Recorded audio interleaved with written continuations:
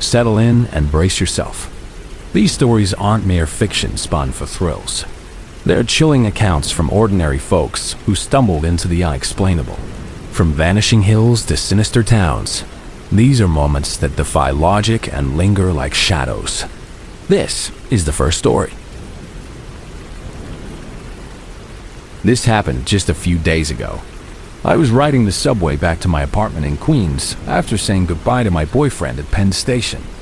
I'm always extra cautious on the subway, especially at night, so I found a seat by the window where I could keep to myself. A few stops later, a man came and sat in the aisle seat next to me. I glanced over at him, and as I did, my eyes were drawn to the man sitting directly across from us. He was staring openly at me, just blatantly staring, and he was playing with a piece of rope in his hands. This wasn't a small piece of string. It was a thick, coarse piece of what looked like boating line, maybe an inch in diameter. My stomach clenched. It was just so odd. I tried to ignore it and looked away, pretending to be absorbed in the view outside. I kept glancing back periodically, trying to be subtle. Every single time, he was still staring at me, his eyes locked on my face. He started licking his lips, slowly, deliberately, while his hands worked the rope, tying and untying a series of complex knots. At this point, I was seriously freaked out. I turned my whole body to face the window, hoping he'd get the hint. But in the dark glass of the window, I could see his reflection. He was still staring, licking his lips, his hands never stopping their work on the rope.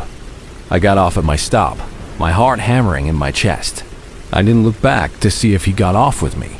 I walked quickly down the platform to wait for my connecting train and sat on a bench next to a kind-looking older woman. There was only about a foot of space between us, definitely not enough room for another person to sit comfortably. I glanced down at my phone to check the time, and when I looked up, the same man from the train was there. He had squeezed himself into the tiny space between me and the other woman, his thigh pressing against mine. I was beyond freaked out now, but I didn't want to make a scene. I just scooted over to the very edge of the bench and kept my head down, pretending to be busy on my phone. He moved closer, pressing right up against me. His hands were still busy with the rope, tying those knots over and over. He never once looked away from me. I knew then that this wasn't a coincidence. This was intentional. He was a very large man, maybe 6'4" and well over 250 pounds. I felt small and helpless. I decided to just get up and stand on the platform further down. He got up directly after me. He stood so close behind me that I could feel his breath on the back of my neck. I was in a full-blown panic. The platform was crowded with people, but no one seemed to notice what was happening. Everyone was in their own world. I felt completely alone. My mind was racing. I decided the best thing to do was to walk back up the stairs and wait for the train near the ticket booth, where there was an employee. He didn't follow me up the stairs, and a wave of relief washed over me. When the train arrived, I walked back down and got on, deliberately sitting in a car between two other women. My relief was short-lived. He got on the same car and sat directly across from me. He still had the rope. The end of it was in his hands, but I could see the rest of it was a thick coil stuffed into his jacket pocket. As the train pulled out of the station, he went right back to staring at me. He had this look in his eyes. It was a hungry look, and not in the way that he wanted food. I can't describe it other than pure, terrifying, predatory intent. I had never seen that look in a person's eyes before. I tried to call my mom, just to have a voice of comfort in my ear, but she didn't pick up.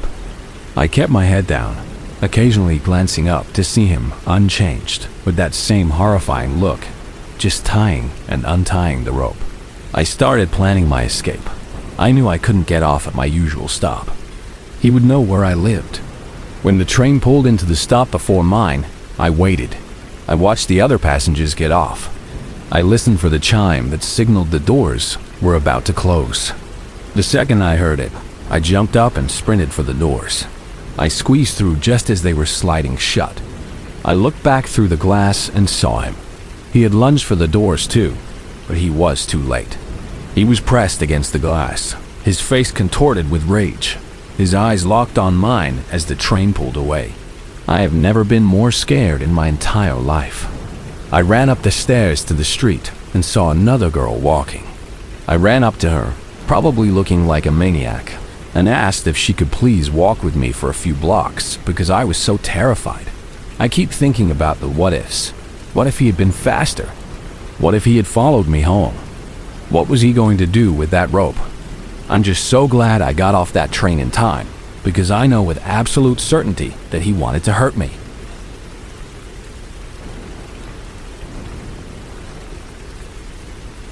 It was the summer of 2019, one of those sticky, humid Julys in upstate New York, where the air feels heavy and alive.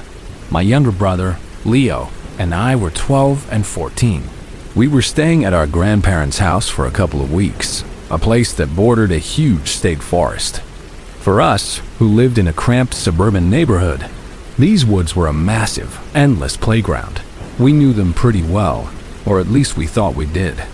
We'd spent every day exploring the familiar trails, the creek where we'd skip stones, and the big oak tree that looked like a grumpy old man. That particular afternoon, our whole family decided to go for a walk. It was my mom, my dad, our grandparents, Leo, and me. It was the usual route, a loop that took about an hour and ended back at my grandparents' back porch for lemonade. The conversation was boring adult stuff, mortgage rates, and local politics. Leo and I were trailing behind, poking at anthills with sticks and getting progressively more bored. About halfway through, by the part of the creek where the water runs shallow over smooth, gray stones, I saw Leo's eyes fix on something deeper in the woods, off the main path. "Hey, I'm gonna go check something out," he whispered to me, already starting to drift away from the trail. I knew our parents would get mad if we wandered off, but I also knew Leo. He had this boundless curiosity that often got him into trouble, and I was his designated lookout. "Wait up," I hissed, jogging to catch him. I gave a quick glance back. The adults were still walking, deep in their conversation, and hadn't noticed a thing. "We'll be back in 5 minutes, I told Leo, more for my own benefit than his. We pushed past some ferns and low-hanging branches, the familiar sounds of the creek fading behind us. The woods here felt different, denser. After about 10 minutes of walking, we came across a hill. This was strange in itself. We had never seen this hill before.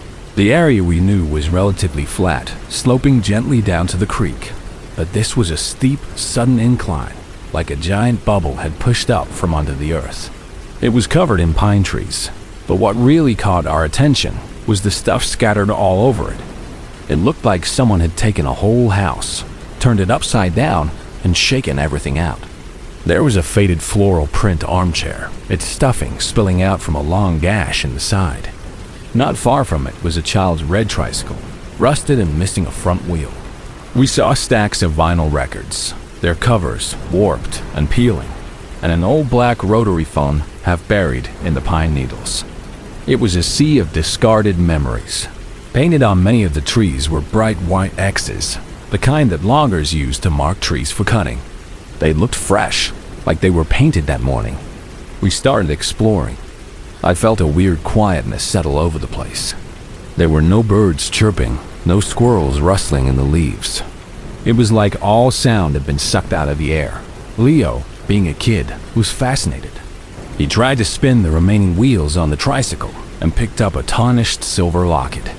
I was more cautious. The whole scene felt wrong. I picked up a book from a pile, its cover completely blank from sun and rain. As I opened it, the pages, yellow and brittle, crumbled into dust in my hands. Then we heard it. A faint distant sound that was supposed to be my mom's voice calling our names. But it sounded warped, like it was coming from a great distance or through water. "Leo." "Michael." It was enough to snap us out of our exploration. "We gotta go," I said, grabbing his arm. "They're looking for us." He dropped the locket, and we scrambled back down the hill, pushing through the same ferns and branches. It felt like no time at all, maybe 20 feet back to the path where our family had been. The moment we stepped back onto the trail, we saw our mom. But her face wasn't just annoyed. It was pale with terror, and streaked with tears. My dad and Grandpa were just behind her, their faces grim. The moment she saw us, the relief on her face was immediately replaced by a flash of anger, and she grabbed both of us by the shoulders, shaking us. "Where have you been? Where in God's name have you been?" We were totally confused. "We were just up there," I said, pointing back towards the hill. "We heard you calling, so we came right back." My dad looked at me, his voice low and serious. "Michael, you've been gone for almost 4 hours." I started laughing because it sounded so ridiculous. "No, we haven't. We were gone for maybe 20 minutes, half an hour at most." Leo was nodding beside me, his eyes wide. "4 hours," my mom repeated, her voice cracking. "We've been screaming your names. Your grandpa and I have combed this whole area. We never saw you walk up any hill. We saw you walk straight down the path and then you were just gone. This had to be some kind of elaborate prank." "No way," I insisted. "Come on, I'll show you." I was so sure of myself. I turned around and stumped back towards the spot where we'd left the trail. I'd pushed past the ferns, ready to point up at the hill littered with junk. But there was no hill. It was just more flat woods, stretching out for as far as I could see. The ground was even covered in the same old trees and pine needles as everywhere else. There was no incline, no armchair, no tricycle, no painted X's. It was gone. I stood there, turning in a circle, my heart pounding in my chest. Leo was behind me, starting to cry. "It was right here," he sobbed. "It was right here." My parents looked at us with a mixture of pity and confusion, probably thinking we'd gotten lost and our minds had played tricks on us. We never convinced them. For the rest of that summer, and for years after whenever we visited, Leo and I would go back to those woods, searching for that hill. We even tried to map out the area when we were older, using GPS on our phones. Nothing. There is no hill in that part of the forest. It doesn't exist on any map. We never found it again, and to this day, I can still feel the strange, dead silence of that place, and the feeling of those book pages turning to dust in my fingers. I don't know where we were for those 4 hours, but it wasn't in the same woods our family was in.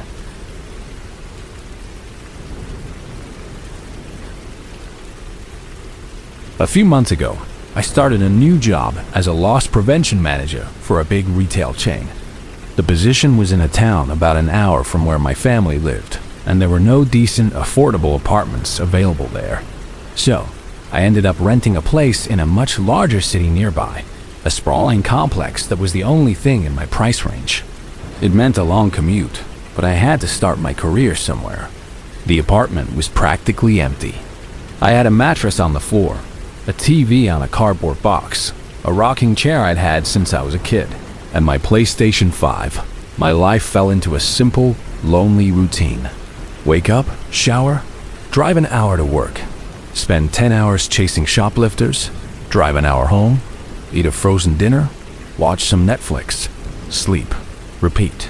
On my days off, I'd make the 3-hour drive back to my real home to see my wife and our 2 little kids.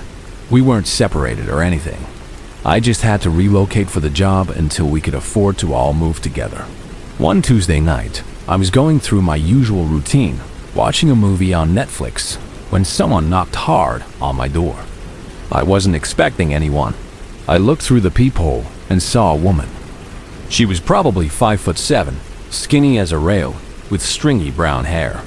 She looked completely strung out, her eyes barely open, shifting her weight from foot to foot. She looked like she'd been up for days. I opened the door a crack. She asked if someone named Darius was here. I told her no one by that name lived here. She got agitated. "Yes, he does," she insisted. "I was here last Thursday. He was here. He gave me this address. I need to buy something from him." I told her again, more firmly this time, that she had the wrong place and that no one named Darius had ever lived here. Then I shut the door and locked it. She immediately started banging on it, her fist thudding against the wood. I could hear her sobbing, begging, talking about how she needed her fix. I yelled through the door for her to get lost. A few moments later, I heard one of my neighbors yell from their apartment for her to shut up or they were calling the cops. The banging stopped, and I heard her shuffle away. I sat back down in my rocking chair, but the movie was ruined. I couldn't stop thinking about what the woman had said. She claimed she was here last Thursday, but that was impossible. Last Thursday and Friday were my days off. I was with my wife and kids 200 miles away. The apartment had been empty and locked. A knot of unease tightened in my stomach.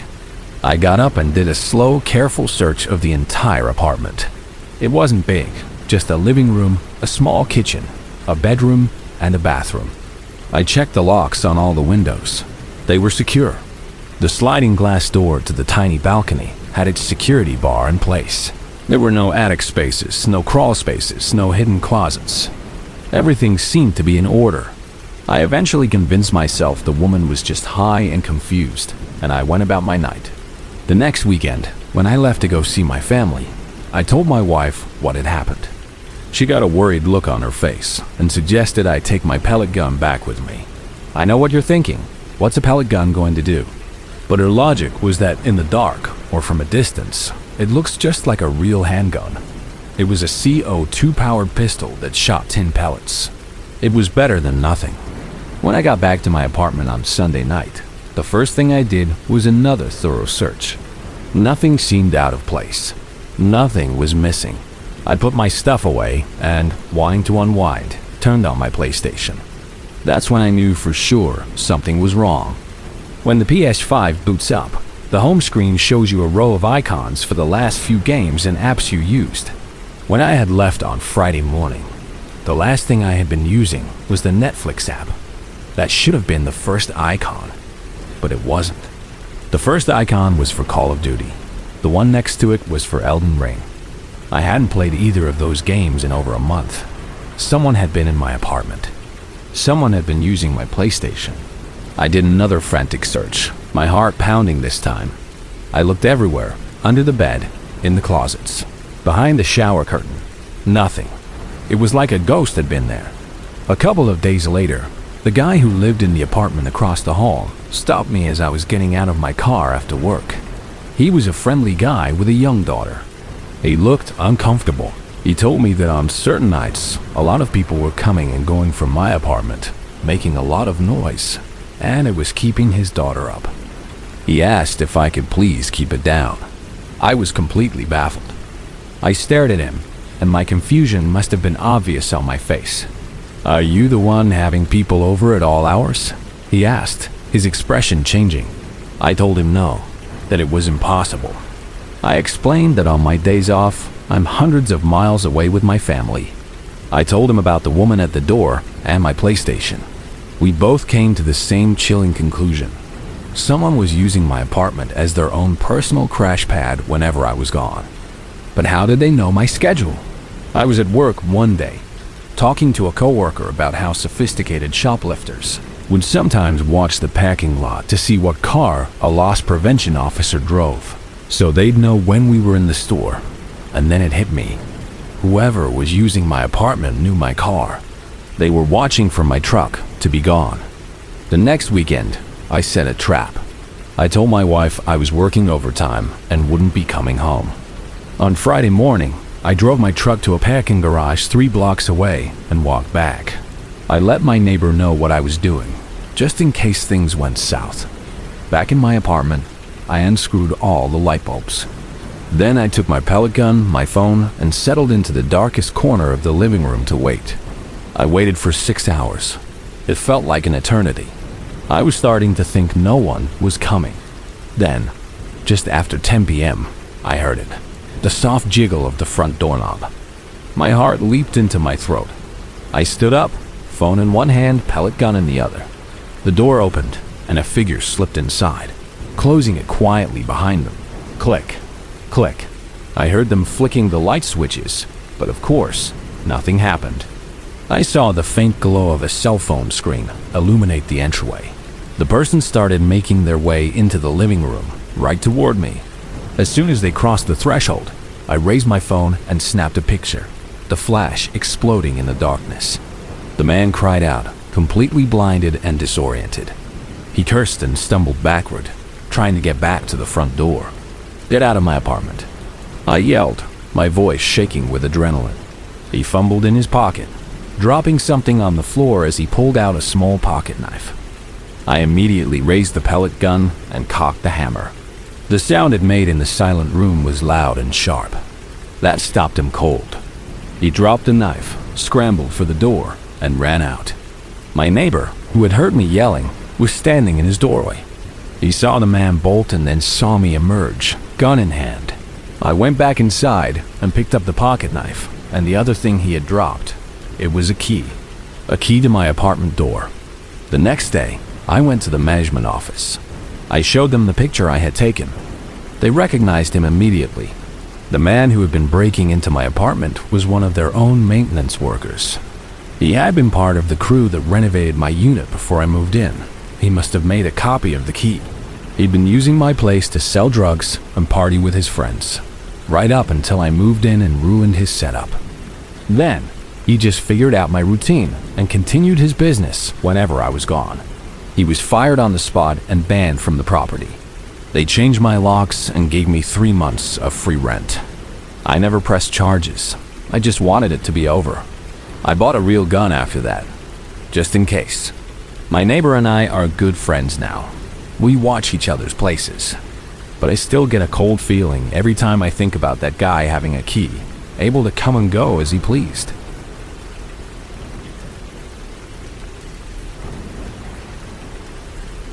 For my friend Maria's bachelorette party last year, she wanted a low-key weekend in Scottsdale, Arizona.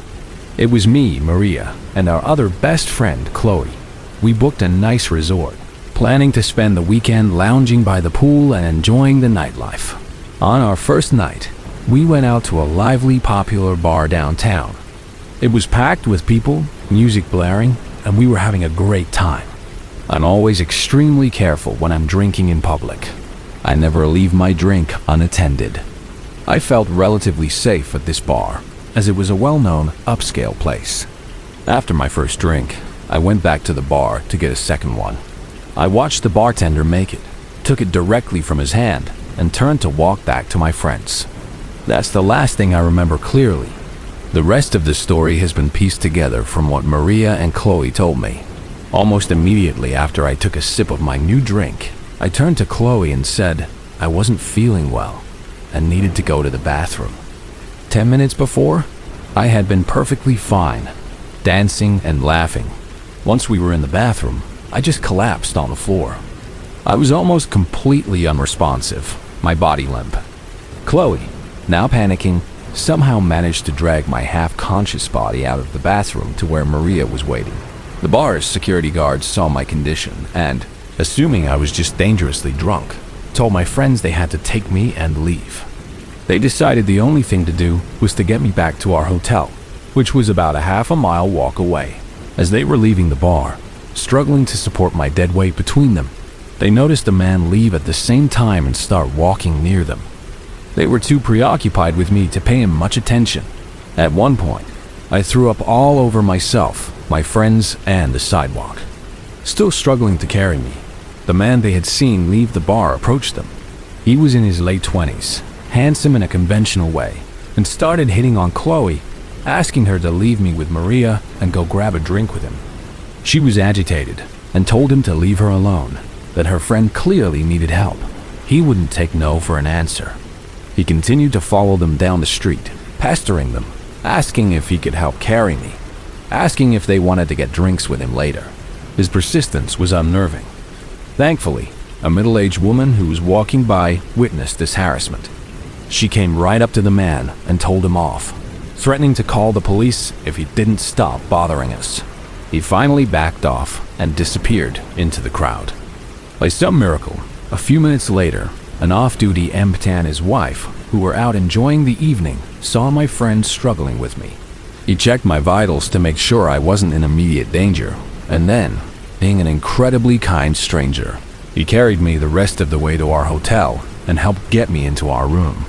My friends thanked him profusely, and he and his wife left. About 5 minutes later, there was a knock on the door. It was the EMT and his wife again. They had a panicked look on their faces. They told my friends that the same man who had been following us earlier had followed them all the way to the hotel. They had just seen him hop the security gate to the resort pool and start making his way towards our building. My friends immediately called hotel security, but by the time they arrived, the man was gone. I spent the rest of the night violently ill. I woke up the next morning on the bathroom floor with no memory of anything after getting my second drink. We all concluded that my drink must have been drugged. I'm almost certain that the man who followed us was the one who slipped something into my drink at the bar, probably when my back was turned for a split second. To this day, it terrifies me to think about what would have happened if that other woman hadn't intervened, or if that kind empt hadn't been there. I was completely helpless. I had good friends and kind strangers protecting me that night, but it's a chilling reminder of how quickly a fun night out can turn into a nightmare.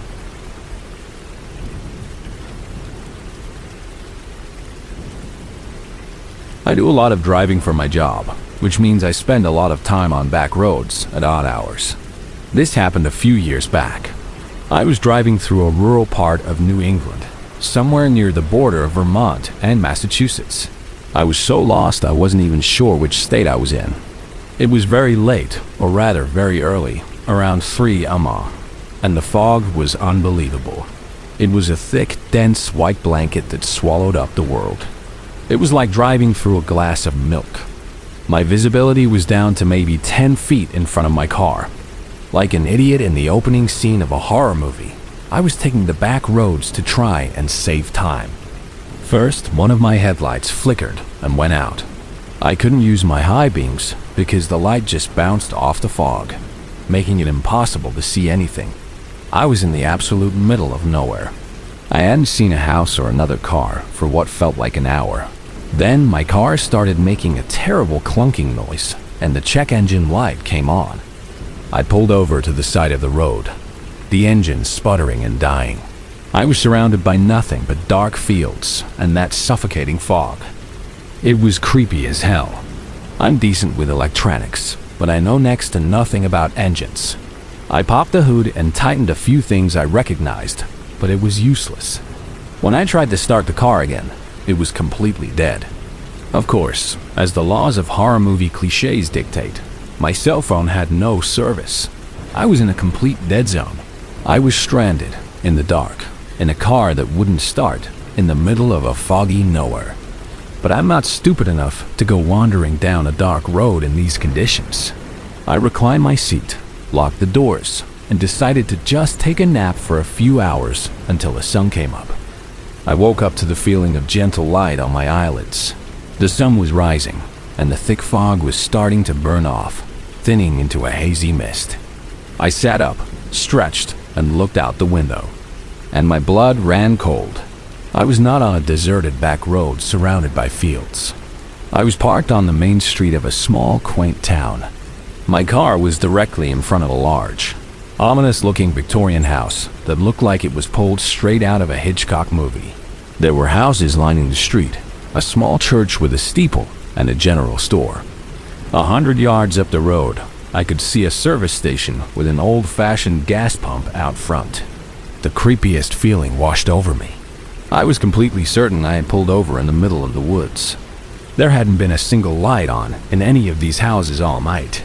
No street lights, no porch lights, nothing. It was as if the town had materialized around me while I slept. Shaken, I got out of my car and walked up to the service station. An old mechanic in greasy overalls was just opening up. I told him my car had broken down. He walked back with me, looked under the hood for a second, then asked me to try and start it.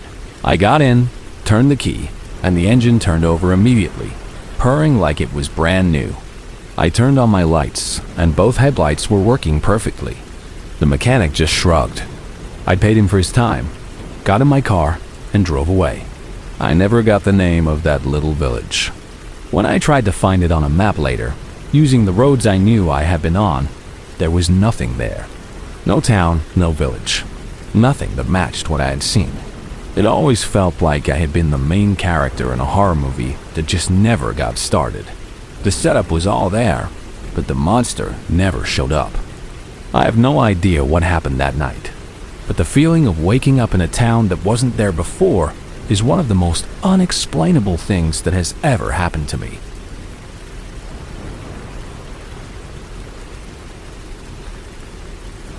It was Christmas Eve, 2023.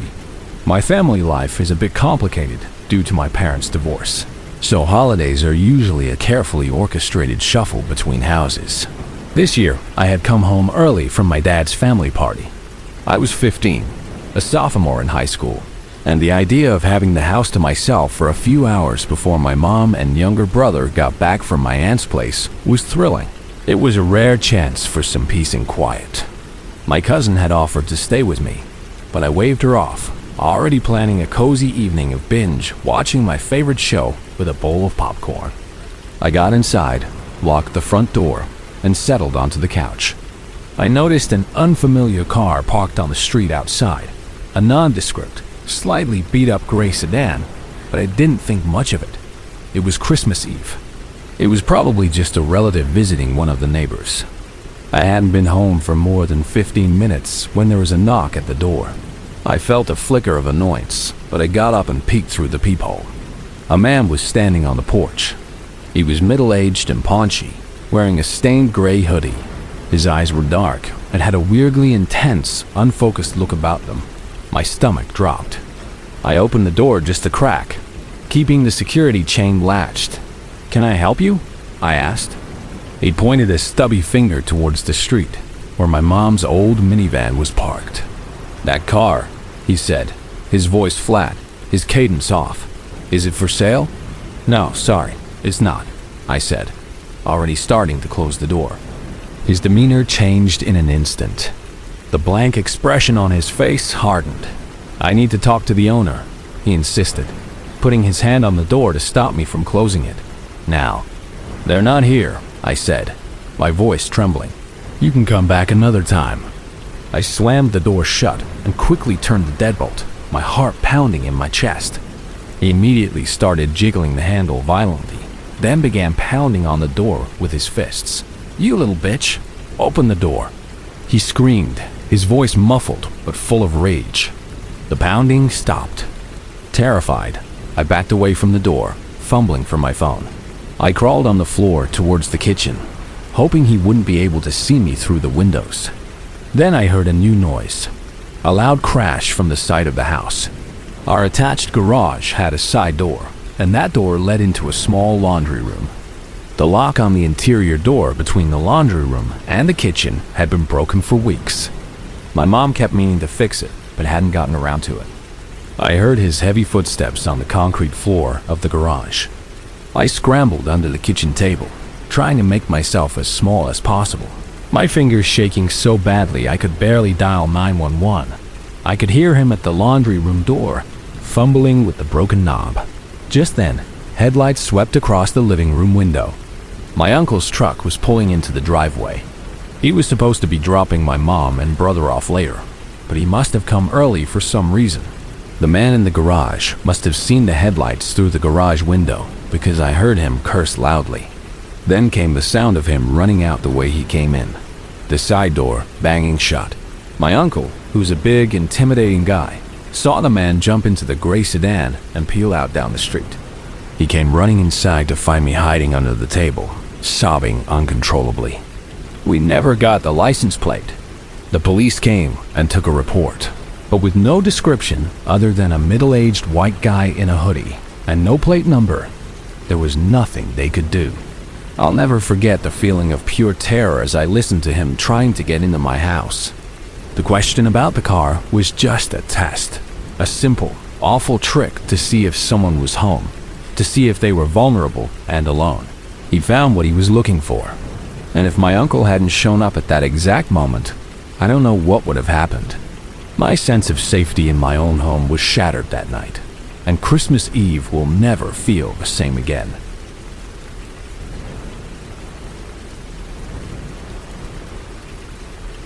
My partner David and I had just moved into a new apartment a few months ago. It was our first place together with my 6-year-old daughter, Zoe. We were so excited. It was a nice, quiet complex in a good neighborhood. The kind of place where you feel safe. We spent weeks making it a home. I painted Zoe's room a bright, happy pink and covered the walls with her drawings and posters of unicorns. Her bed was piled high with stuffed animals. It was her sanctuary, her safe space. Last night, David and I came home late after having Christmas dinner with my family. Zoe had been with us. We were all tired but happy, full of holiday cheer. We walked in the door, and I immediately noticed something was wrong. There was a small, neat hole in the wall of Zoe's bedroom, right above her bed. Plaster dust was sprinkled across her pillow. My heart stopped. It was a bullet hole. Someone had shot a bullet into my 6-year-old daughter's room. If she had been in her bed, sleeping, she could have been killed. The cheerful holiday feeling vanished, replaced by a cold, sickening dread. We called the police immediately. An officer came, took a report, looked around, but we couldn't find the bullet. He was professional, but it felt routine to him. To us, our entire world had just been violated. The apartment maintenance guy came and patched the hole, but that didn't patch the hole that had been blown through our sense of security. We spent the rest of the night in a state of shock, barely sleeping, jumping at every sound. The next day, we tried to get back to normal. We had just picked up David's daughter for the week, and the girls were playing in their room. We asked them to tidy up their toys. A few minutes later, Zoe came running into the living room, her eyes wide. "Mommy," she yelled, holding out her small hand. "I think I found the bullet." And there it was, a small, deformed piece of lead, nestled in her palm. She had found it under her bed while cleaning up. The very bullet that could have taken her life.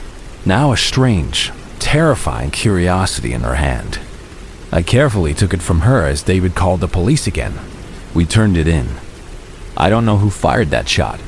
I don't know if it was a stray bullet from a careless person or something more malicious. But I can't stop thinking about it. The image of that hole above my daughter's bed is burned into my mind. So, to whoever is out there, whoever shot a bullet into the room where my 6- and 7-year-old daughters sleep, you better pray to whatever God you believe in that we never find out who you are. Because you shattered our peace, you endangered my child, and you brought a level of violence into our home that I will never forgive. You better pray we don't meet.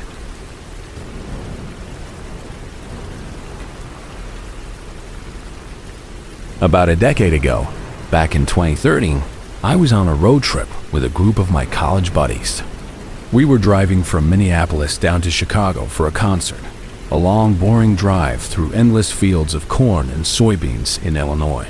Sometime in the afternoon, we were all starving and decided to pull off the interstate for some fast food. We saw a sign for a Taco Bell at the next exit and figured that was good enough. We pulled into the parking lot of this fairly busy Taco Bell. From the outside, it looked completely normal. But the moment we walked in, the vibe was off. The first thing we noticed was the workers. There were 3 of them behind the counter, all moving with a strange robotic efficiency. When one of them took our order, he spoke in a perfectly flat, monotone voice, as if he were reading from a script for the very first time. There was no inflection, no hello, no emotion at all. It was just, "What is your order?" We chalked it up to him having a bad day and went to find a table. The restaurant was about half full with other customers. We sat down with our food and started eating, talking about the concert and the rest of our drive. But after a few minutes, we all sort of trailed off, one by one. We started listening to the conversations happening around us. And that's when the deep, unsettling weirdness of the place became clear. The people were speaking English, but their conversations made absolutely no sense. They were just saying words at each other. At the table next to us, a man in a business suit looked at the woman across from him and said, with perfect seriousness, "The chair is blue tomorrow." She nodded and replied, "Yes, but the window drives a car." At another table, a group of teenagers were laughing, but their words were just a jumble. One girl would say, "Because the sky ran," and her friend would respond, "7 apples on the floor." And they would all crack up as if it were the funniest joke in the world. It wasn't just one or two people. Every single customer in that restaurant was engaged in these bizarre, nonsensical exchanges. They were using correct grammar and pronunciation, but the sentences were completely illogical, like they were generated by a faulty eye that learned the words of a language but not the meaning behind them. They all had blank, placid expressions on their faces, even when they were laughing. My friends and I just looked at each other, our eyes wide. No one said a word. We all felt it at the same time. This was fundamentally wrong. The air was thick with it. We quietly packed up our half-eaten food, threw it in the trash, and walked out as calmly as we could. The second, the door closed behind us, and we were back in the fresh air. It was like a dam broke. We all started talking at once. Did you hear that? What the hell was that? Were they even real people? The feeling of relief at being out of there was immense. We jumped back in our car and peeled out of the parking lot, not looking back. For the rest of the drive, we couldn't stop talking about it. We jokingly started calling it the NPC Training Center because it genuinely felt like we had stumbled into a place where beings were learning how to imitate human interaction but hadn't gotten it right yet. The way they spoke, the monotone employees, the nonsensical conversations, it was like a glitch in the simulation. It was the single most surreal and creepy experience of my life, and it still freaks me out to think about it. It was a Taco Bell on the side of a highway in Illinois that, for about 20 minutes, didn't feel like it was on planet Earth.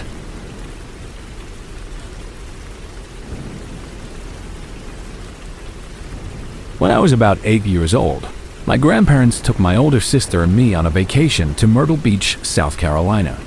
We stayed in one of those classic, sprawling beach motels where the rooms are all connected by outdoor corridors and stairwells. Our room had one of those connecting doors to the room next door, though we kept it locked.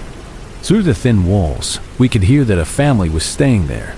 A dad who was in the military, a wife, and a couple of kids. One evening, my older sister was supposed to be watching me while we were down at the hotel's jacuzzi. It was getting dark, and the pool area was mostly empty. We were just splashing around and having a good time when the mom from the room next to ours came and sat in the jacuzzi with us. She just slid right in and made herself comfortable. I was a very trusting and naive kid, so I didn't think anything of it. She started talking to us, asking us about our vacation, our school, what books we'd like to read. She was very friendly and easy to talk to. She told us about her own kids and how much they loved the beach. We were having a really in-depth conversation, and I felt very grown-up talking to her. After a while, my sister got bored and decided she wanted to go back to the room. I didn't want to leave. I was enjoying my conversation with this new friend, who I think was named Sue. So my sister went back, and now it was just me, an 8-year-old boy, alone in a jacuzzi with a woman who was probably in her 40s. It should have set off every alarm bell in the world, but I was clueless. After a few more minutes of chatting, she started talking about taking a walk on the beach to collect seashells. It was late by then, probably close to 10 p.m., and completely dark outside. But to me, it sounded like the most exciting adventure. I'd get to walk on the beach at night without my parents or my bossy older sister. I felt so free. I ran back to our room to tell my grandparents. They were in the main room, my grandpa watching TV and my grandma reading a book.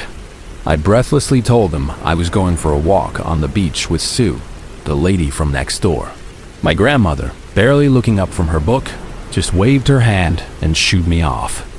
"Okay, have fun. Be careful," she mumbled.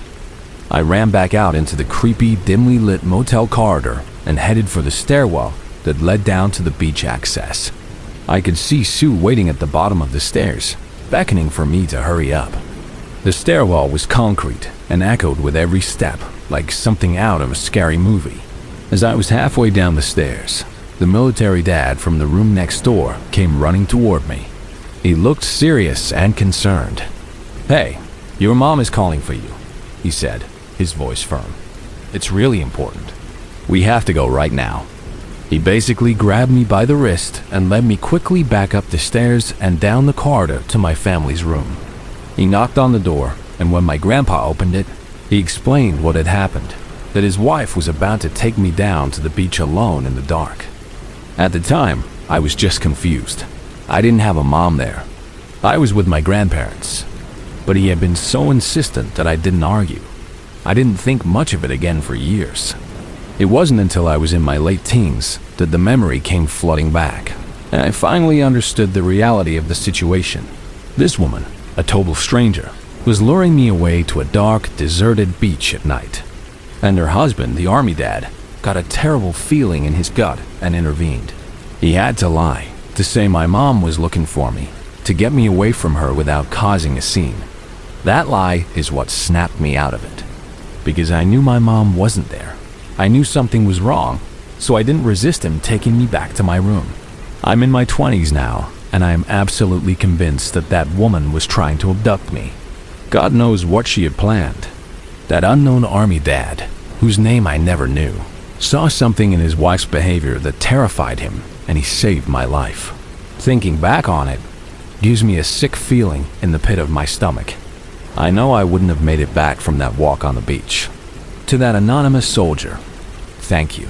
Your gut feeling and your watchful eye prevented something terrible from happening.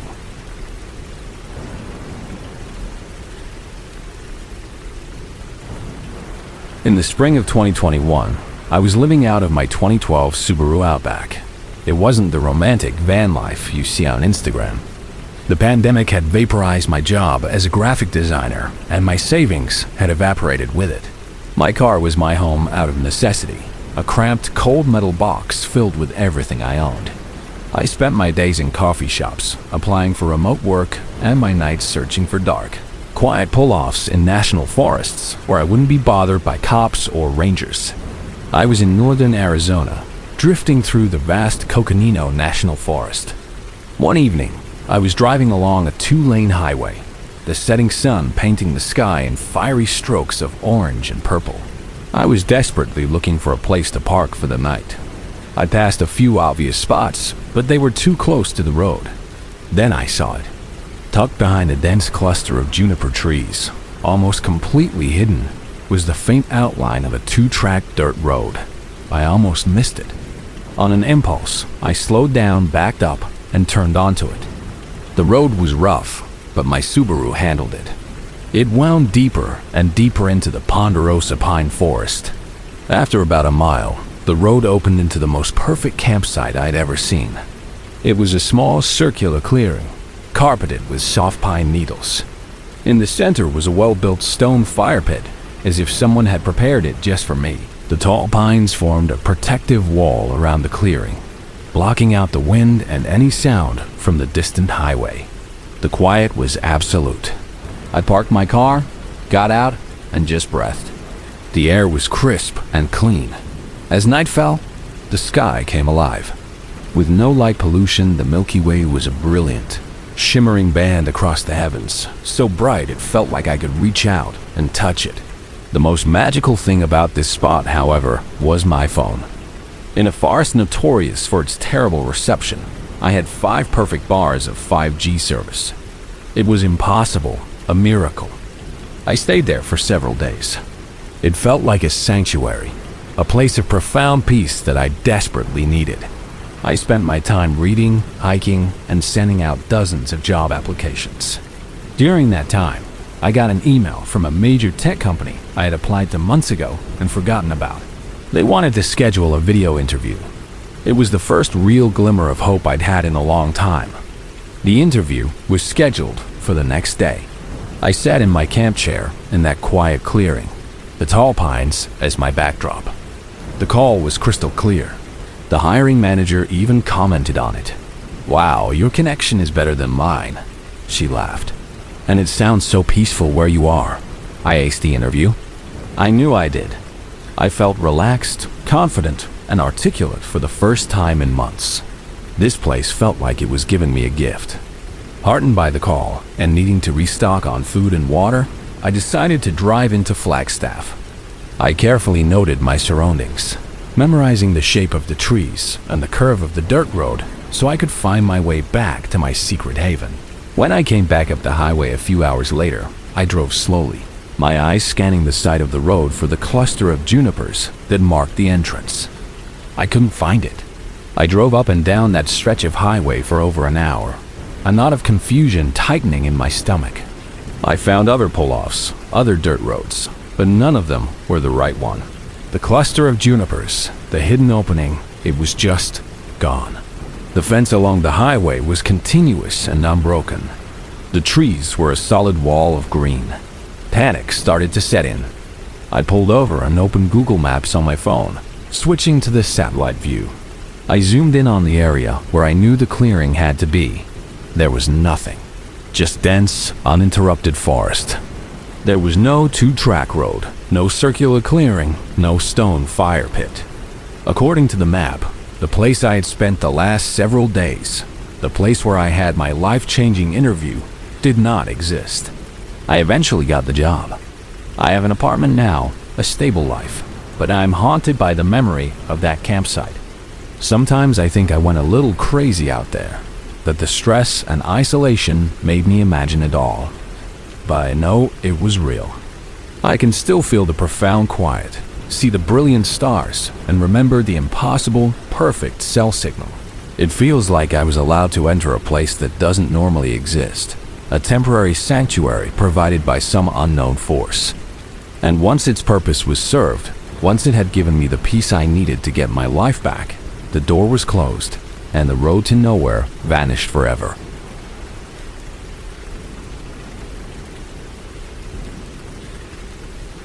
I grew up in a small, idyllic town in rural Vermont, the kind of place where everyone knows everyone and people don't lock their doors. This happened back in 2004. I was 7.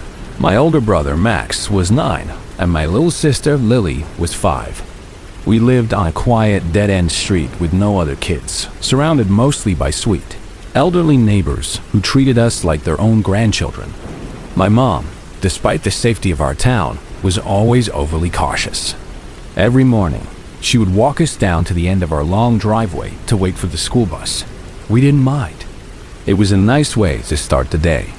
A few weeks before this all started, a family friend had told us about a fun St. Patrick's Day tradition they had. If you leave a potato on your doorstep the night before, a leprechaun will come and exchange it for a stack of coins. We thought this was the coolest thing ever. One morning, on our way out to the bus, we opened the side door of our house and found a small, neat pile of pennies on the doormat. We were ecstatic. We thought the leprechaun had come back. We scooped up the coins, thrilled by our newfound wealth of 27 cents. Our mom saw it and didn't think much of it, assuming our dad had left them there as a joke before he left for work early that morning. But the piles kept appearing. For the next couple of weeks, a new pile of coins would be on our doorstep every few mornings.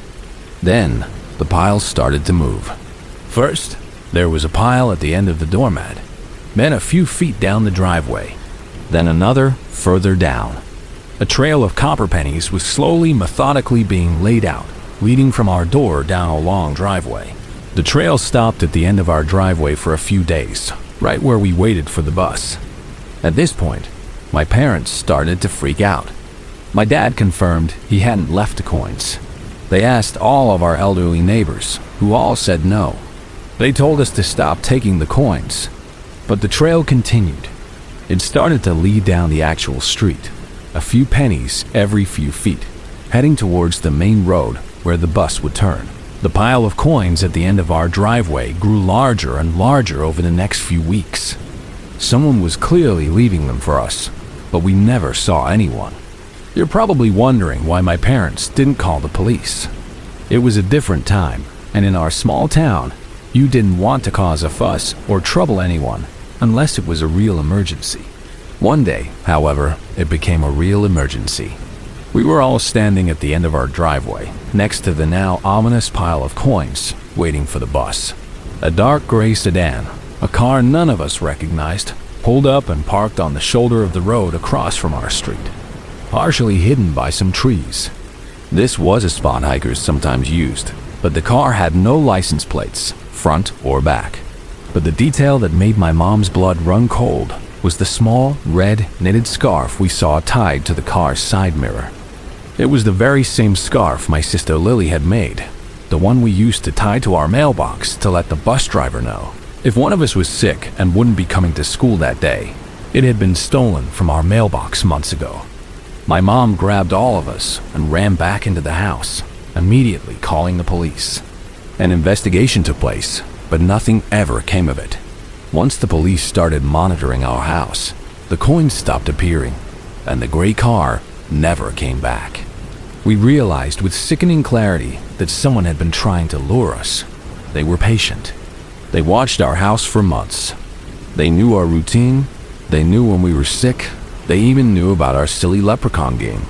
They were trying to get us to follow the coin trail, to lead us away from our house and our mother's watchful eye.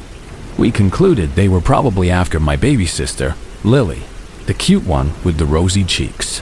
The thought of what could have happened, how close she came to being taken by this patient, methodical monster, is something that still terrifies my entire family.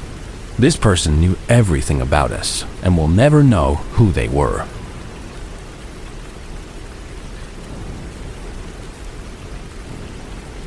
I used to be heavily involved in the spoken word poetry scene in Austin, Texas. It was a vibrant, tight-knit community, a place where you could bleed your heart out on a stage for 3 minutes and have a room full of strangers snap their fingers in approval. I was pretty good, and after making a name for myself in my local venues, I started driving to other cities for bigger competitions and features. That's how I ended up spending a lot of time in Houston. There was one venue in particular, a dimly lit, artsy coffee shop that turned into a performance space at night. That was the place to be. It was always packed, and you could sell a ton of self-published poetry books and CDs there. And that's where I met him. We'll call him Marcus. He was the brother of the woman who hosted the weekly slam, so he was a permanent fixture. He worked behind the bar, helped set up the sound system, and sometimes he'd get on stage and share these rambling, frankly terrible poems. But everyone knew him and seemed to like him. He had this easy charm and a big, friendly smile. Over time, he started paying more attention to me. It began slowly. He'd send a free drink over to my table or invite me to smoke with the other poets in the alley between sets. I'd hang out at the after parties he threw at his apartment. He was flirty, but something about him always put me on edge. I was young and looking for validation in all the wrong places, but even then, my gut was screaming at me to keep my distance. There was a weird intensity in his eyes, a kind of manic energy just beneath the surface that I couldn't ignore. The crazy was just a little too close to the surface. Over the next year or so, we developed a strange sort of friendship. We started texting and calling me more often. He'd poke me on Facebook every single day. The messages got more direct, telling me he wanted to be more than friends. He had this creepy pet name for the kind of woman he wanted, a porcelain doll. I'm pale with blonde hair, and he was black, and he made it clear I was his type. I always deflected. I'd laugh it off or change the subject. I never once entertained the idea, not for a second.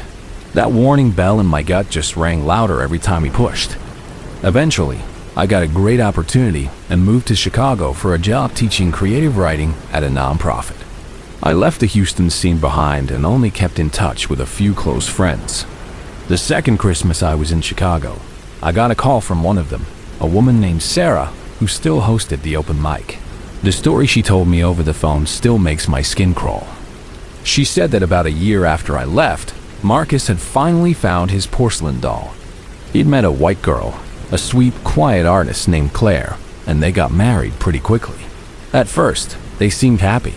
They were all over each other at the poetry nights, the perfect artsy couple. But then, things started to sour. The fighting began. It wasn't just private arguments. It was loud, ugly, and public. They would have screaming matches in the middle of the venue, and friends would have to physically separate them before they came to blows. Sarah told me she remembered the last time she ever saw them together. It was at the venue. Marcus had pushed Claire hard against the wall. In response, she threw her drink in his face and raked her nails down his neck, drawing blood. Friends pulled them apart, dragging them to opposite ends of the room. Sarah said she sat outside with Marcus while he smoked a cigarette to cool off. He was laughing, a strange, hollow sound. "You two are going to kill each other one of these days," Sarah had joked, trying to lighten the mood. She said he just looked at her, the laughter gone, and said, "Yeah, probably." Around Thanksgiving of that year, Claire just disappeared. She stopped coming to the bi-weekly events she'd never missed.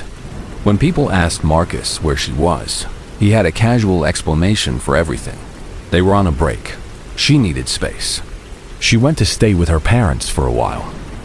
No one questioned it too much. Everyone knew how toxic their relationship was, so it made sense that she would want to get away from the whole scene to put some distance between them.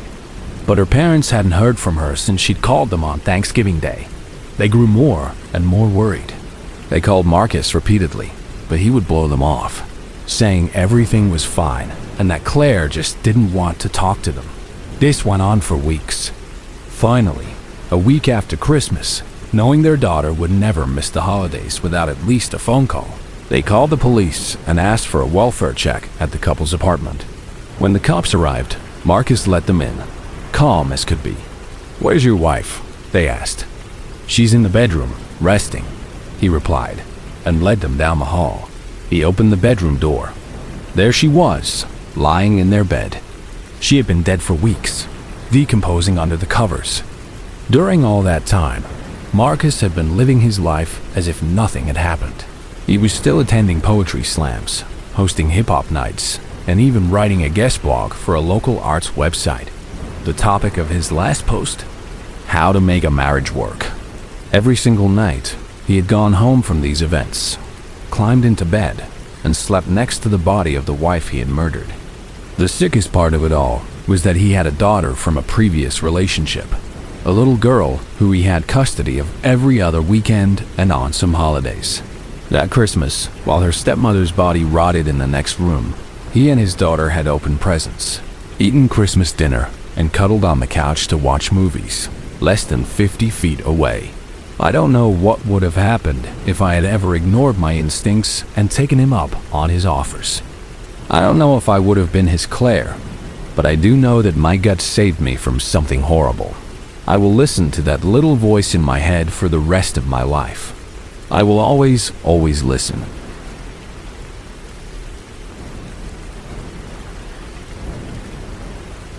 This happened on Christmas Eve of 2018.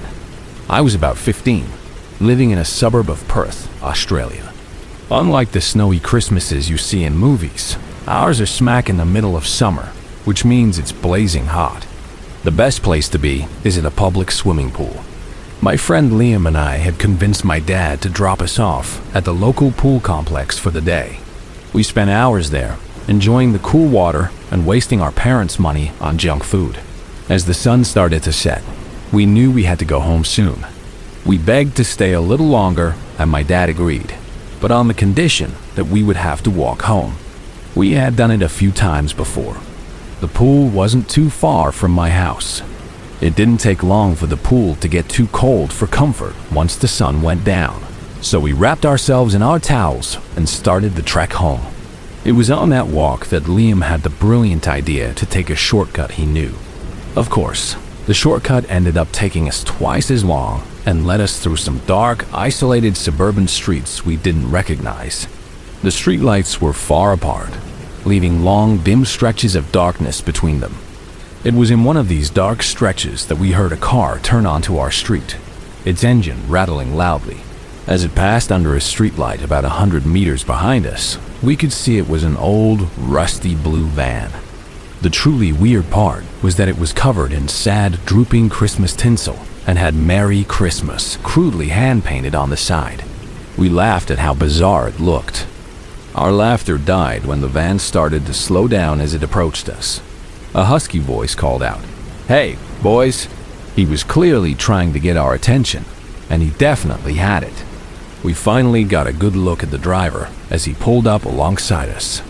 The first thing that hit us was the smell, a sickeningly sweet combination of rotten fruit and cheap alcohol. He was wearing a stained Santa hat and had a greasy, unkempt beard. "Have you boys been good this year?"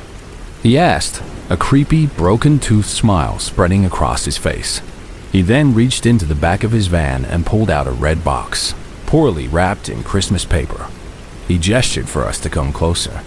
We told him we really needed to get going, that our parents would be worried. His smile widened. "No worries, I can give you a lift," he offered. The guy had to be incredibly drunk to think we would ever get in that van. We said, "No, thank you," and picked up our pace, trying to walk away. But he didn't give up. He slowly cruised alongside us, trying to persuade us to get in his van, telling us he had loads of presents in the back, and he didn't know what to do with them all. Liam, getting impatient, told the guy we didn't want his greasy presents. This seemed to piss him off. "Fine. Be on Santa's naughty list then," he snarled. He then sped up, drove about 10 meters in front of us, and swung his passenger door open. "Look," he yelled, pointing to the passenger seat where he had placed the wrapped box. "The present is right there. Just take it. I don't mind." We were now staying as far away from his van as possible, walking on people's lawns to keep our distance. As we were about to walk past the open door of the van, I kid you not, we heard someone sneeze from the back of the van. It was a small, quiet sneeze, but it was unmistakably another person. My eyes locked with Liam's. Pure terror washed over us. I pulled out my phone, held it up, and said loudly, "I'm calling the police." The man's face contorted with rage. He spat on the ground in front of us, slammed the van door shut, and sped off down the road.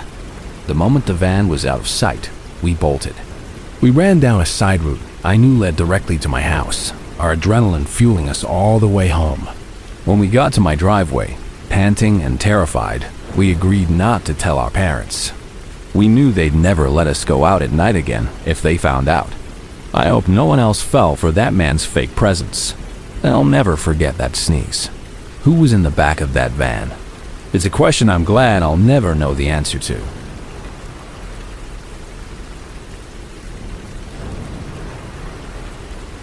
My Uncle Rob has been married to my Aunt Brenda for over 20 years. To be fair to my uncle, who was a genuinely kind and patient man, Brenda wasn't always the way she is now. When I was a little kid, she was just a bit eccentric, maybe a little loud at family gatherings. But over the last decade, something in her has snapped, and she spiraled into a vortex of instability and malice that has made our lives a living hell. She started harassing my mother and my grandparents, sending them rambling, abusive text messages at all hours of the night. She would show up at their house unannounced, demanding money or just trying to start fights. It got so bad that we all had to block her number, and my grandparents had to explicitly tell my uncle that she was no longer welcome on their property. The worst of her behavior has been directed at her own family. She's been mentally and emotionally abusing my uncle and my cousin, Maya, for years. The final straw for Maya was when, in a fit of rage over some minor disagreement, Brenda squatted down in the middle of the living room, looked her daughter dead in the eye, and peed on the hardwood floor. Maya moved out a week later and has barely spoken to her since. With all that lovely background, let's get to this past Thanksgiving. It was 2023, and as is our tradition, the whole family was gathered at my grandparents' house. It was a perfect holiday scene. My grandparents, my parents, my brother, my uncle, and Maya, who had agreed to come as long as she didn't have to see her mother. The smell of turkey and pumpkin pie filled the air, and we were all sitting around the dinner table, laughing and sharing stories. My grandparents' golden retriever, Holly, was snoozing by the fireplace. We were in the middle of dinner when we heard it. A furious, frantic pounding on the front door, followed by the doorbell being rung over and over again. We all fell silent. Through the front windows, we could see a silhouette on the porch. It was her, Brenda. My Uncle Rob sighed, a deep, weary sound, and got up from the table. "I'll handle this," he said, and went outside to talk to her. We could hear her voice through the door, a shrill, angry yelling. A moment later, my uncle opened the door to come back inside, but before he could, Brenda lunged past him. She grabbed Holly, the dog, by the collar, yanking the poor, confused animal towards the door. "You give me money right now, or I'm taking the dog," she shrieked, her eyes wild. At this point, my dad and I were outside on the porch with them, trying to de-escalate the situation. A few of the neighbors were starting to peek out of their windows. My uncle, trying to avoid a bigger scene and clearly terrified of what she might do, got into the car with her. Before she slammed the car into drive, she turned to our neighbors, who were now openly staring, and yelled, "What are you all looking at? I know I'm beautiful and God loves me." Then she peeled out of the driveway with my uncle and the dog in the car. We all just stood there, stunned and horrified. The perfect Thanksgiving dinner was ruined. Maya was in tears, texting her dad frantically to make sure he was okay. He finally texted back, saying he was at an end to get her cash so she would leave us alone and bring him and the dog back. About an hour later, my uncle returned with Holly safe but shaken.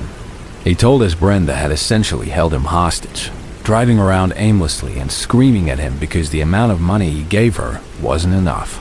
He finally had to promise her more, just to get her to bring him home. We've since found out she's deep into drugs and has been cheating on my uncle for a long time. He's finally talking about divorce, but he's a man who has been ground down by years of abuse, and it's a slow process. I haven't seen her since that Thanksgiving, and the thought of her still makes my stomach turn. I hope I never have to see my crazy, dog-napping, floor-peeing aunt ever again.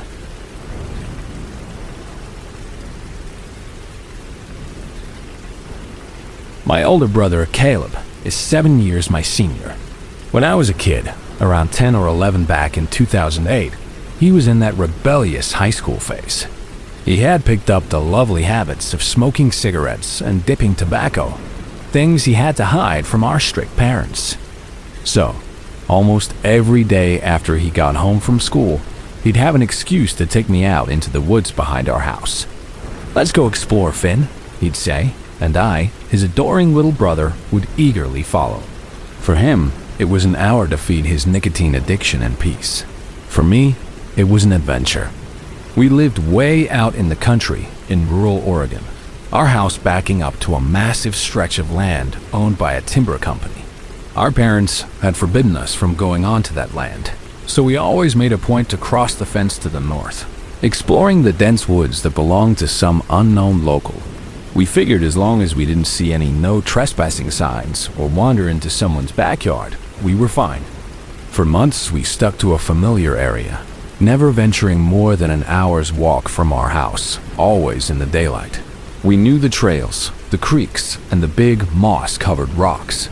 But one day, Caleb was feeling particularly adventurous.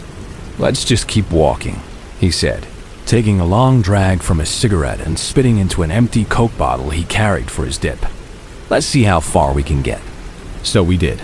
We walked further north than we ever had before. We crossed through vast, sun-drenched pastures and plunged back into even deeper, darker woods. The air grew still and quiet, the only sounds being the crunch of our footsteps and the distant call of a bird. We must have walked for at least a mile, maybe more. Eventually, we came across a perfectly circular pond. I remember it vividly because one side of its bank was much higher than the others, piled up with dirt and rock. Caleb, in his infinite 16-year-old wisdom, explained that a tractor must have dug it out, pushing all the displaced earth to one side. We kept going, past the pond and into another patch of dense pine forest. As we emerged from the trees, the landscape changed. The tree line curved sharply to our right, opening up into a massive wide clearing. We followed the curve, and that's when we saw it. In the middle of the clearing stood a very large, windowless white building. It was stark and clinical, surrounded by a high chain-link fence topped with barbed wire. There was a large gate, big enough for trucks, and a well-maintained dirt road leading away from it, disappearing back into the woods. We could see people, maybe a half dozen of them, walking around the perimeter inside the fence. They were too far away to see clearly. They all seemed to be wearing some kind of uniform. We could hear a low, constant humming sound coming from the building. At that exact moment, a shared primal fear shot through both of us. It was that spine-tingling, cold dread feeling that your body gets when it knows you are in serious, immediate danger. We were not supposed to be here. We were seeing something we shouldn't have seen. We were standing in the open, gawking at this secret facility deep in the woods on someone's private property. "Caleb, what is that?" I whispered, my voice trembling. I'll never forget the look on his face. All the teenage coolness was gone, replaced by genuine terror. "Dude, I have no idea," he said, his voice low and urgent. "But we need to get the hell out of here. Right now." We didn't need to be told twice. We turned and ran, not just jogging, but a full-blown panic-fueled sprint back the way we came. We crashed through the woods, scrambled past the strange circular pond, and didn't stop running until we were back in the familiar part of the forest, completely out of breath. Caleb grabbed my shoulders and made me promise that I would never, ever breathe a word of what we saw to our parents. He knew he'd be in a world of trouble for taking his little brother to such a potentially dangerous place. We kept going into those woods after that day, but we never went that far north again. Over the years, the story became a sort of legend between us. "Remember that time we found that secret government lab?" we'd joke. We even told our parents about it years later, when we were all grown up and they had mellowed out. But this past week, the memory has been bugging me. I decided to look at the area on Google Maps, something I'm surprised I'd never thought to do before. I found our old house and dragged the map north. I could clearly see the woods we used to explore. I found the pastures. I even found the circular pond, and I swear I can make out the higher bank on one side, just like we remembered. I dragged the map further north to where the clearing and the facility should be, and there's nothing there. It's just more pasture and more trees.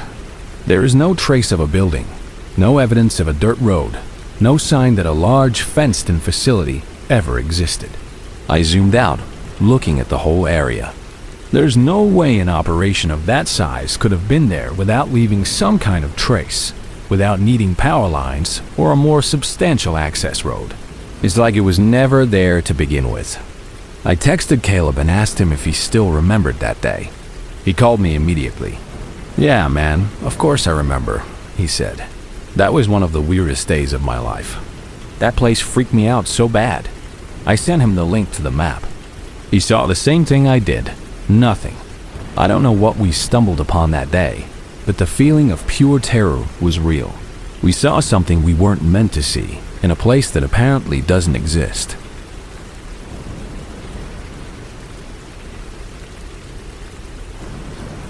It was October of 2020. A group of us decided to go on a weekend camping trip with our horses in the Appalachian Mountains of eastern Kentucky. It was supposed to be a nice escape. There was a clear divide in our group. Me and my best friend, Jenna, were in our early 20s and were experienced riders who had grown up with horses. The rest of the group were friends of Jenna's parents, all in their 40s, city people who owned horses as a weekend hobby. They had a tendency to be a bit condescending, making jokes about how we, the youngsters, shouldn't get lost in the big, scary mountains. The irony was thick. On the second day, the older group decided to go for a ride, while Jenna and I stayed back to clean the tack. One of the women, Brenda, who had just started a new anxiety medication, got panicked on the trail. Convinced she knew a shortcut, she led the rest of the group off the marked path and down a steep, treacherous deer trail into a deep wooded hollow. It was a disaster. One of the horses, a young green-broke gelding, spooked and threw its rider, who thankfully only got bruised. By the time they called us, they were completely lost. Darkness was falling fast, and they were all cold, scared, and blaming each other. They wanted us to bring the horse trailer down to get them, but the massive gooseneck trailer we had would never have navigated the narrow, winding roads they were describing. So Jenna and I jumped into my old beat-up pickup truck and set off on a rescue mission. They had dropped a pin on Google Maps, and it led us off the main highway and onto a gravel road that quickly shrank in size. The road, according to a rusted bullet-riddled sign, was called Harrow Hill Road. It started to climb and dip over increasingly steep hills, the truck's headlights cutting a weak tunnel through the pitch-black, moonless night. The whole time, we were joking nervously until we came around a sharp bend and saw the house. It was one of those old Appalachian farmhouses that you know shouldn't still be standing. It was a skeletal silhouette against the dark sky, its roof sagging, its porch tilting at a dangerous angle. A single dim yellow light glowed from a downstairs window, a lonely, sickly beacon in the oppressive darkness. But the thing that made my blood run cold was the figure on the porch. It was a tall, unnaturally thin shape, standing perfectly still. It could have been a scarecrow, but it felt alive. It felt like it was watching us. As our headlights swept across the yard, they glinted off shards of broken glass and strands of old barbed wire tangled in the weeds. A palpable feeling of dread and pure malevolence radiated from the property. I didn't say anything to Jenna, but my hands tightened on the steering wheel. We found our friends a few miles further down the road, huddled together and miserable. The rescue was a mess. We had to get the injured rider and Brenda into the truck, while Jenna and I took turns walking behind, leading the 3 tired, agitated horses in the dark. We drove at a crawl back up Harrow Hill Road, the slow pace making the journey feel even more ominous. As we approached the sharp bend where the house had been, I was looking for it. I wanted to see it again, to confirm that what I had seen wasn't just a trick of the dark. But when we rounded the bend, there was nothing there. No house, no ruin, no crumbling foundation, not even a clearing in the trees. There was just a solid, unbroken wall of dense forest stretching down the steep hillside next to the road. It was as if the house had been plucked from existence. The hill was solid. I felt a wave of dizzying confusion. I looked over at Jenna, but she was focused on the road ahead. I didn't say anything. How could I? Hey, remember that terrifying, evil-looking house we passed a few minutes ago? Well, it's gone now. I sounded insane. We got everyone back to camp safely. The rest of the night was filled with drama and recriminations among the older group. I never mentioned the house to anyone else on the trip, but I can't forget it. I know what I saw. I saw that decrepit house with its single yellow eye and the silent, watching figure on the porch. It was there, and then it wasn't. I don't know what it was that I saw on Harrow Hill, but I know it was ancient and evil, and for a few minutes, it let us see it before retreating back into the darkness it came from.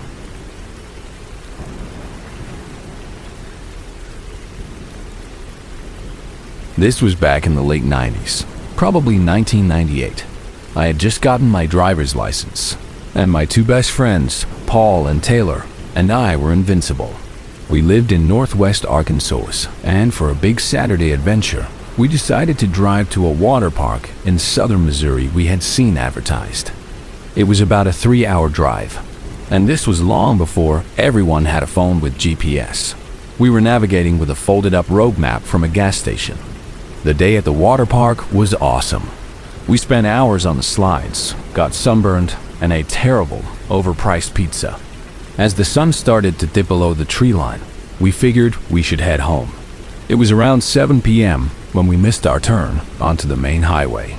Paul, who was in charge of the map, said not to worry.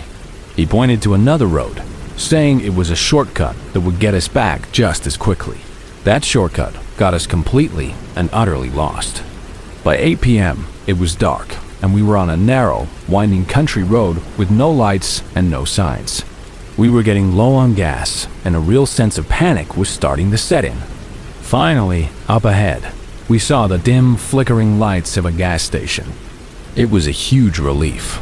We pulled up to an old, run-down station with a single pump. Paul started pumping the gas while Taylor and I went inside to pay and ask for directions. The inside was dimly lit and smelled of stale coffee and dust. Behind the counter was a very friendly-looking old man, maybe in his late 60s. He had a huge, almost too wide grin on his face. He looked like a classic hillbilly with overalls and a weathered face, but he seemed pleasant enough. "Well, hello there, fellas," he said, his grin never wavering. We explained that we needed gas and were hopelessly lost. He chuckled and said he was just about to close up for the night, but would be happy to help us out. Then he said something that I will never, ever forget. He leaned in a little closer and said, in a conspiratorial whisper, "You'll have to make haste, though. Tonight is a buffer night." Taylor and I exchanged a confused look. "A what night?" I asked. He just kept smiling. Buffer night, he didn't explain. We asked if he could show us where we were on our map. As he was unfolding it on the counter, two people, a man and a woman who looked to be in their 40s, came out of a back room. They stopped when they saw us, looking first confused, and then a strange look of realization, almost excitement, crossed their faces. They smiled. The woman looked at the old man and asked, "Are these the guests for tonight?" The old man shot them a sharp look. "No," he said, his voice suddenly stern. "These are some lost children." The way he said the word children sent a shiver down my spine. It was condescending and predatory. The man and woman looked at us, their smiles returning. The man then said, "Well, the three of you should make haste, because tonight is buffer night." Two things hit me at once and scared the hell out of me. First, how did they know there were three of us? Paul was outside at the pump, and they had come from a back room. They couldn't have seen him. Second, they repeated the old man's bizarre phrase word for word. What the hell was a buffer night? We didn't stick around to find out. The old man pointed to a spot on the map. We threw a $20 bill on the counter for the gas, and without even waiting for the change, Taylor and I booked it out of there. When we got to the car, Paul was already in the passenger seat, his face white as a sheet. We peeled out of that gas station so fast the tires squealed. Before we could even ask what was wrong, Paul told us that while he was pumping gas, three men had come out from across the street and just stood under a tree, watching him. They stood perfectly still, shoulder to shoulder, just staring. He had waved at them, trying to be friendly, but they didn't move a muscle. They just watched him until we came running out of the store. We drove as fast as we could, not speaking, until we finally hit the main highway. We never talked much about what buffer night could have meant, but my imagination filled in the blanks with all sorts of horrible possibilities. To this day, I still have nightmares about that gas station, about the old man's too wide grin, and the three silent men watching from the dark.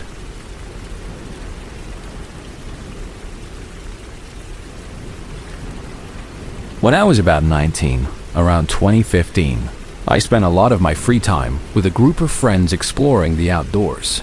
We lived near the Niagara Escarpment in Wisconsin, a long cliff formation known for its hiking trails, rock climbing spots, and a network of small, shallow caves.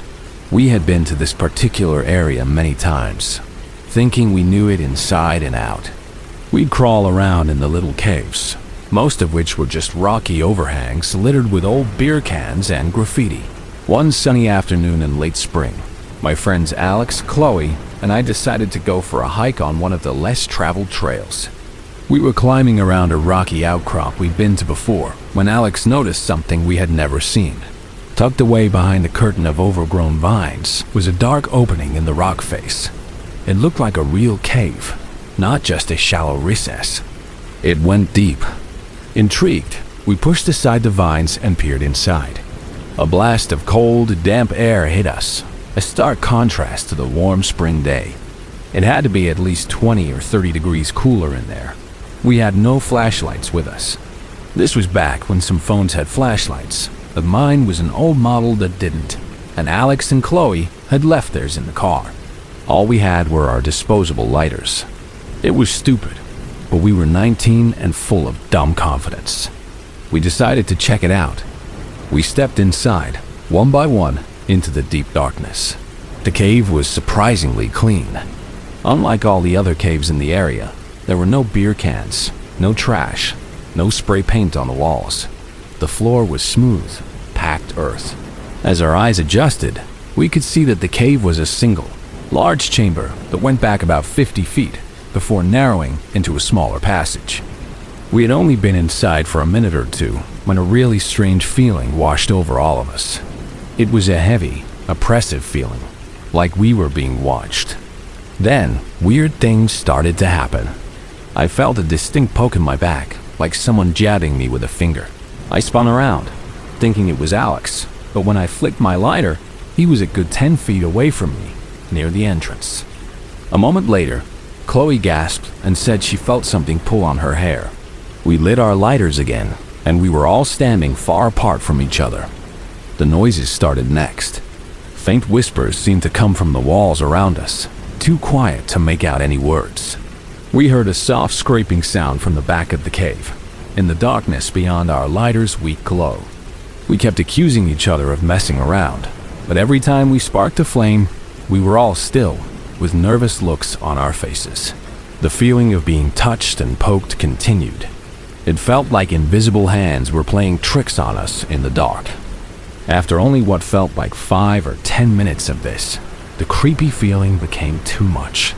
The fun of exploring was gone, replaced by a genuine sense of fear.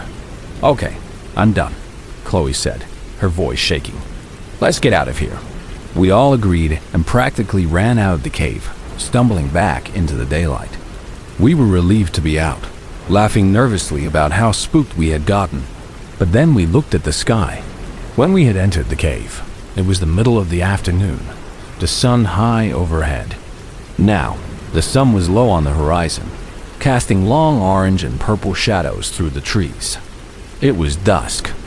We all checked our phones for the time. It was nearly 7:30 p.m. We had gone into the cave around 4 p.m. We had somehow lost roughly 3 hours inside that cave. It felt impossible. We had been inside for 10 minutes, tops. We argued about it, trying to rationalize it, but none of us could explain the lost time. Shaken, we hiked back to the car in the fading light. We vowed to come back the next week with proper flashlights and figure out what was going on.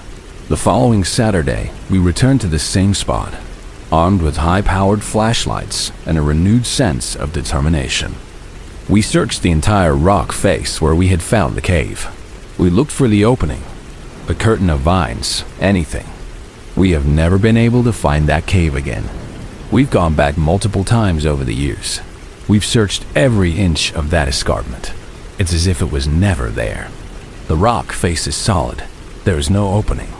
I don't know what happened to us in there, or where those 3 hours went, but sometimes I think we stumbled into a place that wasn't supposed to be found, and after we left, it closed the door behind us for good.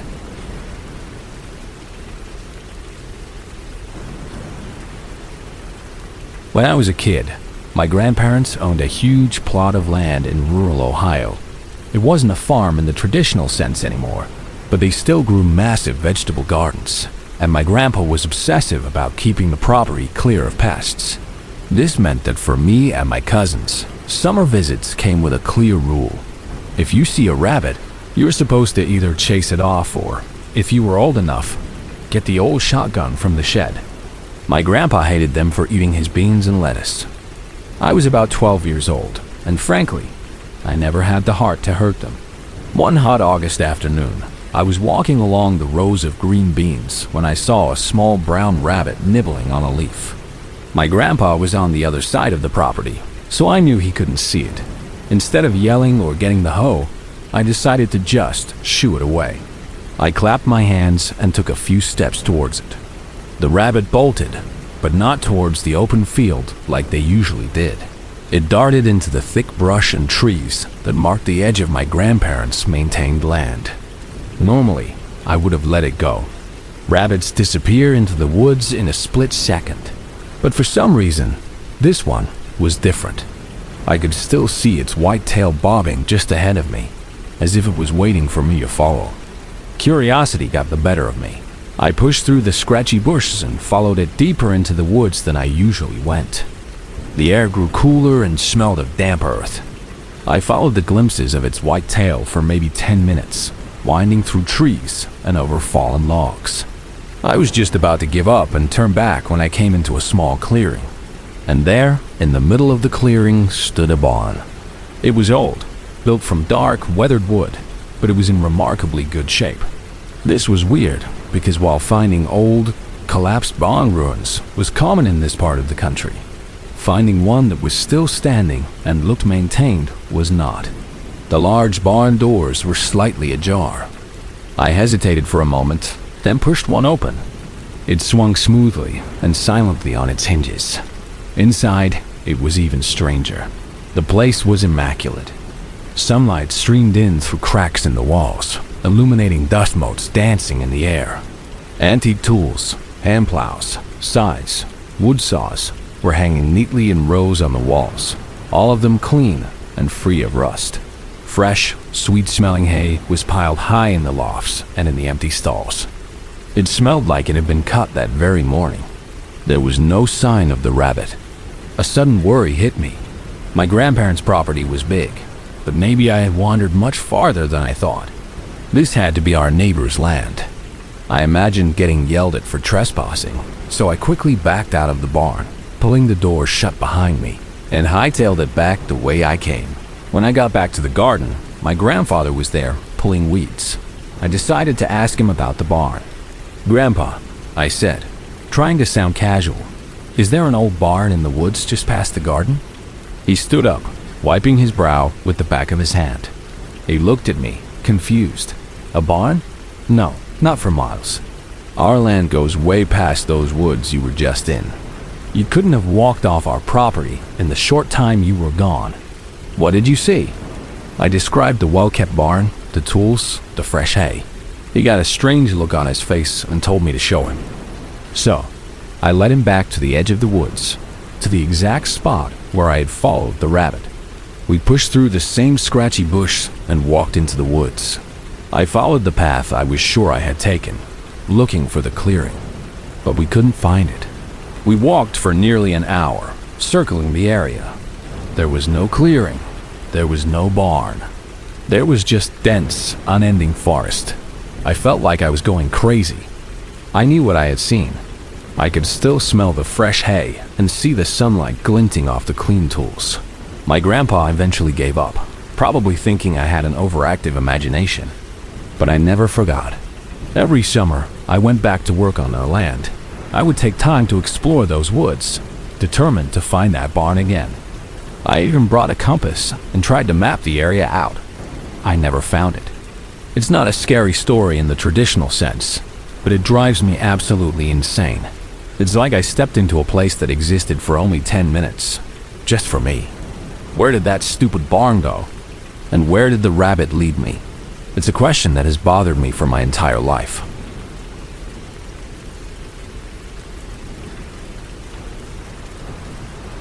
It was the fall of 2022, and my friends and I were on a mission. We were amateur urban explorers, armed with DSLR cameras and a morbid curiosity for the forgotten corners of America. Our target was the Mississippi Delta, a region steeped in history and decay, a perfect hunting ground for the abandoned buildings and ghost towns we love to photograph. There were 4 of us packed into my friend Ben's rattling Ford Explorer. Ben, the ever-practical driver. His girlfriend Sophie, a psychology grad student who provided endless, often unsettling commentary on our finds. And Alex, our charismatic, self-appointed leader who always seemed to know which crumbling road to take. And then there was me, Maya, the chronicler, the one who tried to capture the stories of these dead places with my camera. We had been driving for an hour off the main highway, following a thin, spidery line on a faded paper map that Alex swore would lead us to an abandoned cotton gin. The conversation had dried up, replaced by the drone of the engine and the endless southern pine forests flashing by. We passed a few horse farms and a couple of sleepy mill towns, but nothing that screamed abandoned. It was getting close to 2 p.m., and our stomachs were starting to complain. As a rule, we always tried to eat at local diners to get a real feel for a place. Just as Alex was about to suggest turning back, we saw a faded, moss-covered road sign, half hidden by overgrown kudzu. It read, "Harmony's Rest." A hand-painted arrow pointed down a narrow asphalt road. "Well, that sounds promising enough," Alex said with a grin. "A town's gotta have a diner, right?" As we drove into Harmony's Rest, a profound and unnerving quiet descended. There were no people on the streets, no cars on the road, save for a few rusted-out husks from the 90s sitting on blocks in overgrown yards. The buildings were a collection of abandoned and boarded-up warehouses and shops with broken vacant windows that looked like hollow eyes. A single stoplight at the town's main intersection was stuck on a permanent, sickly yellow, blinking endlessly into the silence. The further we drove, the worse the decay became. Then, we saw it. Right on their dilapidated main street, there was a diner. It was the only building that looked remotely alive. A simple sign in the window just said ES. There were a few cars in the gravel parking lot, and through the large front window, we could see about 10 people sitting at tables. It seemed to be open. The moment we opened the door, a little bell chiming softly, the feeling of wrongness intensified. It was like a scene in a movie where the record scratches and everyone stops. Every single person in the diner, the waitress, the cook visible through the pass-through, and all the patrons stopped what they were doing and turned to look at us. The conversations died. The clinking of forks on plates ceased. It was a sudden, absolute silence, and their stares were not curious, but blank and penetrating. In the middle of the diner was a large table, with about 6 people sitting around it. After a long, uncomfortable moment, they all turned back to their food in perfect unison and began whispering, their heads huddled close together. The waitress, a young woman with a nervous, twitchy energy, shuffled up to us. "How many?" she asked, her voice barely a whisper. Alex, taking the lead as always, said, "4, please," in his normal, friendly voice. The sound seemed to echo in the heavy silence. The waitress flinched slightly, but led us to a booth near a large family table. She took our drink orders in a hushed tone and scurried away. While we waited, the line cook, a large, sweaty man with a violent, hateful look in his eyes, just stood in the kitchen doorway, staring at us without blinking. The awkward silence gave us time to study the family at the center table. They looked like a typical rural family. A tired, haggard-looking mother, a father with weathered skin and oil stains on his overalls, and 3 young daughters, all dressed in pristine, old-fashioned Sunday dresses. And then there was the other woman. She was dressed like the daughters in a frilly dress, but she was clearly in her 40s. Her long, stringy hair covered most of her round, pale face. To her left, seated in a wooden high chair, was a doll. It was a vintage porcelain doll, its painted face cracked and one of its glass eyes slightly askew, giving it a permanently startled expression. The woman in the frilly dress would lean in towards the doll and whisper something, then let out a soft, girlish giggle. The waitress returned with food for their table, setting a full plate of mashed potatoes and green beans down in front of the doll. "Doesn't your daughter look pretty today?" The waitress cooed at the doll before scurrying away. Our food arrived a few minutes later. The waitress silently placed the plates on our table, gave us a final, fearful side-eye, and vanished into the back. As we ate our mediocre, lukewarm food, the woman at the other table began to feed the doll. She would scoop up a tiny bit of mashed potato on a spoon and bring it to the doll's painted lips, making soft, cooing noises. She then wiped the doll's porcelain chin with a napkin. The rest of the family acted as if this was the most normal thing in the world. The father even asked, "Is she enjoying her beans, dear?" Sophie, our psychology expert, was staring, her face a mask of horrified fascination. She leaned across the table and whispered to me, "This could be a case of folie plus, IEURS ... a shared psychosis. But this something else. It's too perfect." They're all in on it. We shoveled our food down as fast as we could. Alex threw a $50 bill on the table, more than enough to cover the meal and a generous tip. We didn't wait for change. We stood up and walked quickly towards the door. As we were leaving, I glanced back. The entire family, including the woman holding the doll, had stopped eating and turned to watch us, their faces as blank and silent as before. We got back in the Explorer, and Ben turned the key. The engine just clicked. He tried again. Click. Panic started to rise in my chest. He tried a 3rd time, and with a sputtering groan, the engine finally caught. As we pulled out of the parking lot, I looked back at the diner. All the patrons, including the family and the cook, were now standing in the large front window, a silent crowd of figures watching us go. We drove out of town the way we came. Alex was trying to find the town on his phone's map, but there was no signal. "I want to get a picture of that town sign," I said, needing some proof that this place was real. But when we got back to the main road, the faded sign for Harmony's Rest was gone. There was no sign, no narrow asphalt road, just the endless, impenetrable wall of trees and kudzu. We never found it again on any map. We had stumbled into a town that seemed to exist outside of time and reality, a place that ate silence and watched strangers with empty eyes.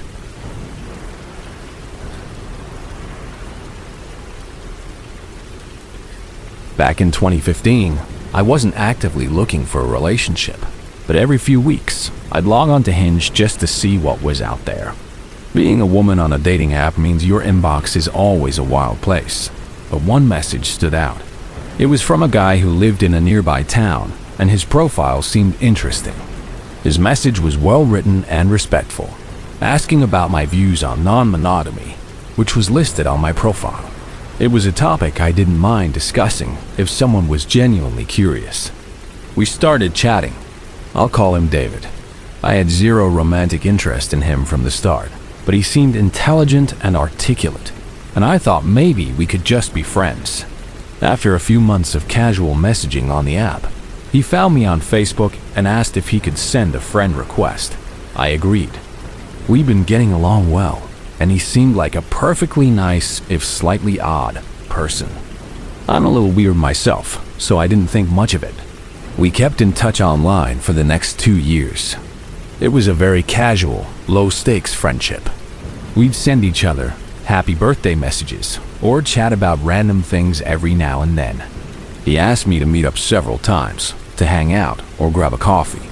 I definitely considered it, but at the time, my life was chaos. I was running my own small business, working 70-hour weeks, raising my young son, maintaining a house, and trying to balance relationships with 2 partners. A new friendship just wasn't a priority. So the meet never happened, but we remained online friends. Then, late last year, a horrific news story broke in my state. It was about a man and his girlfriend who had been arrested for the rape and murder of the girlfriend's young teenage daughter. The details were stomach-churning. I read the headlines, felt sick for the poor girl, and moved on. The news stories all used the man's full legal name, which I didn't recognize. A few days later, a mutual friend from that time contacted me. "Oh my God," her message read. "I see you're friends with David on Facebook. Did you see the news?" My blood went cold. I immediately searched for the news story again, this time looking at the photo of the man who had been arrested. It was him, the man I had known online for 2 years as David, the man who had wanted to meet up with me. I fell down a rabbit hole of news articles, my hands shaking as I read. My online friend, the one who seemed a little weird but okay, had beaten, raped, and strangled his girlfriend's 14-year-old daughter. The girlfriend had not only let it happen, but had helped him. After they killed her, they dismembered her body. The articles included quotes from his police interviews. He had made several statements, talking calmly about how he'd always had this rape and murder fantasy. He tried to blame the victim, saying the child was very sexual. In one of the most chilling lines I read, he expressed disappointment, stating that murdering her wasn't as fun as he had thought it would be. It still sends a shiver down my spine. For 2 years, I had a friendly rapport with a monster. I had considered meeting him. I had let him into my digital life, a few clicks away from my personal information, my photos, my son. I think about the times he asked to hang out, and what might have happened if I hadn't been so busy, if my life hadn't been so overwhelming. What if I had said yes? What if I had invited him to my home? I dodged a bullet, a huge one. It's a terrifying reminder that you never ever truly know who is on the other side of that screen.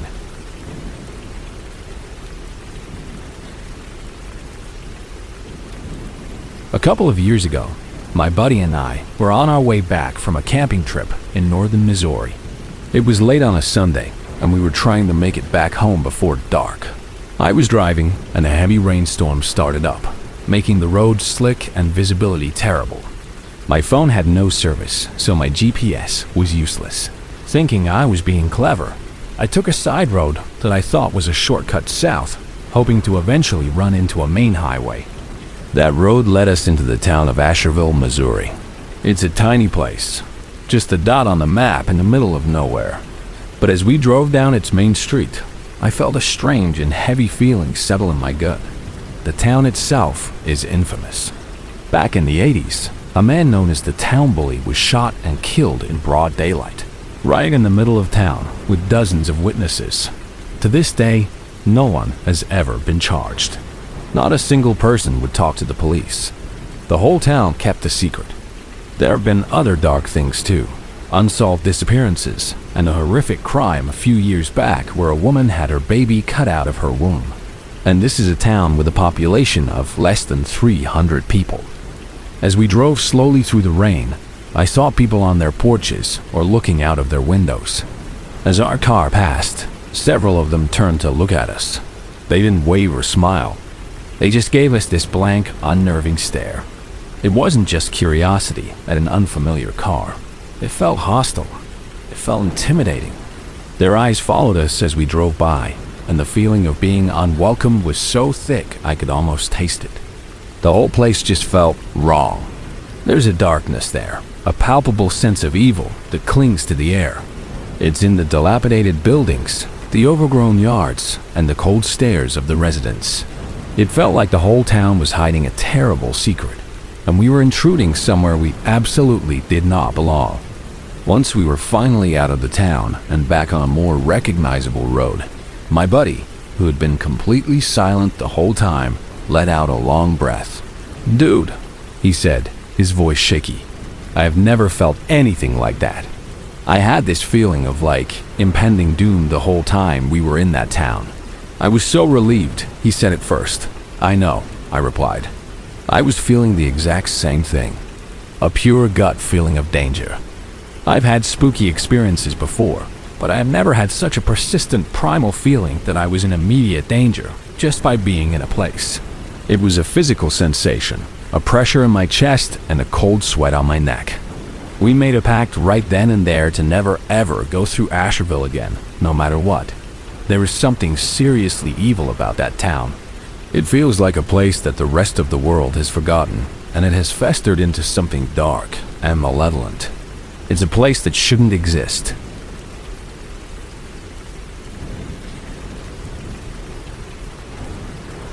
This happened on New Year's Day of 2023.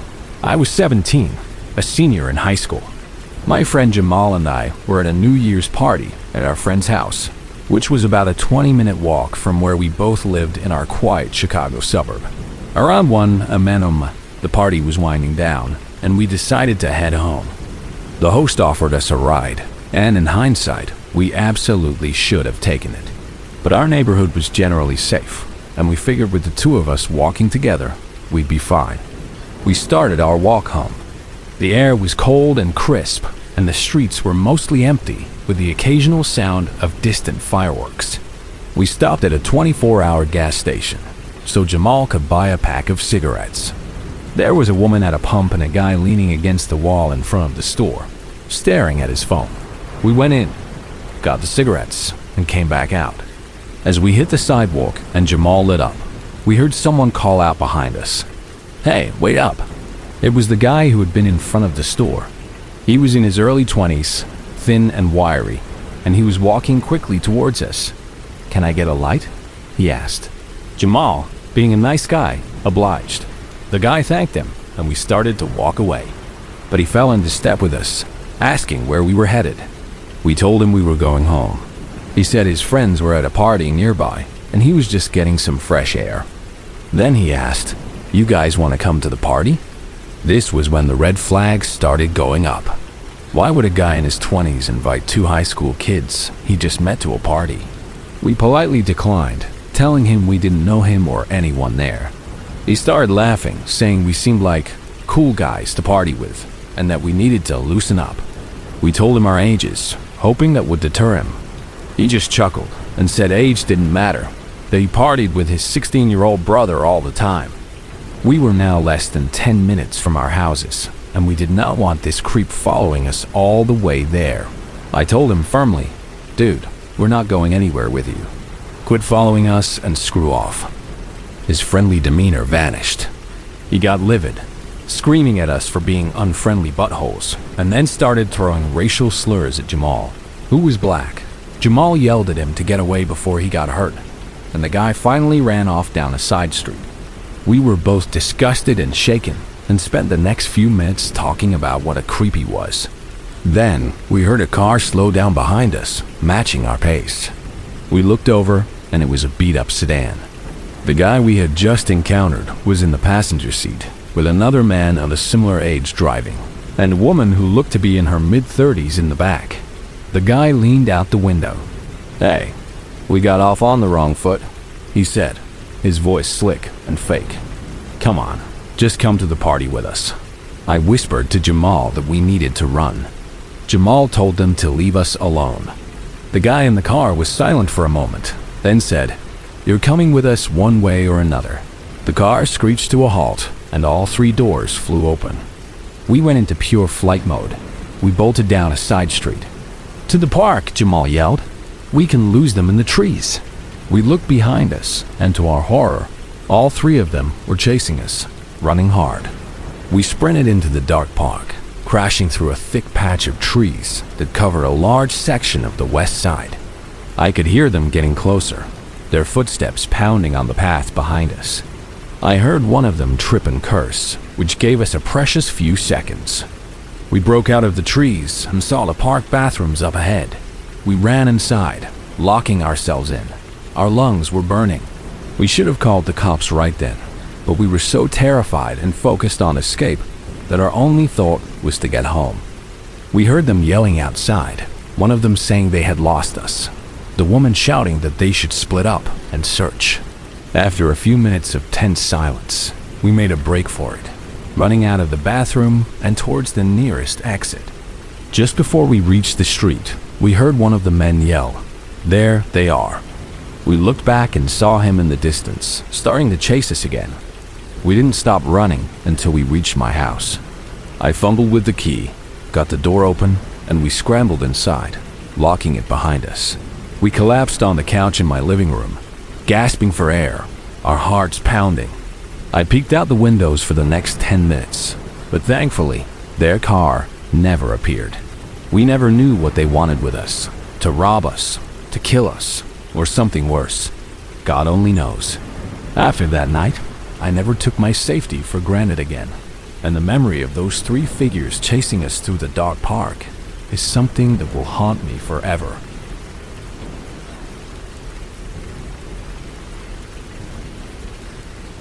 In the fall of 2022, right after we all graduated from college, my 2 best friends and I decided to take a celebratory road trip.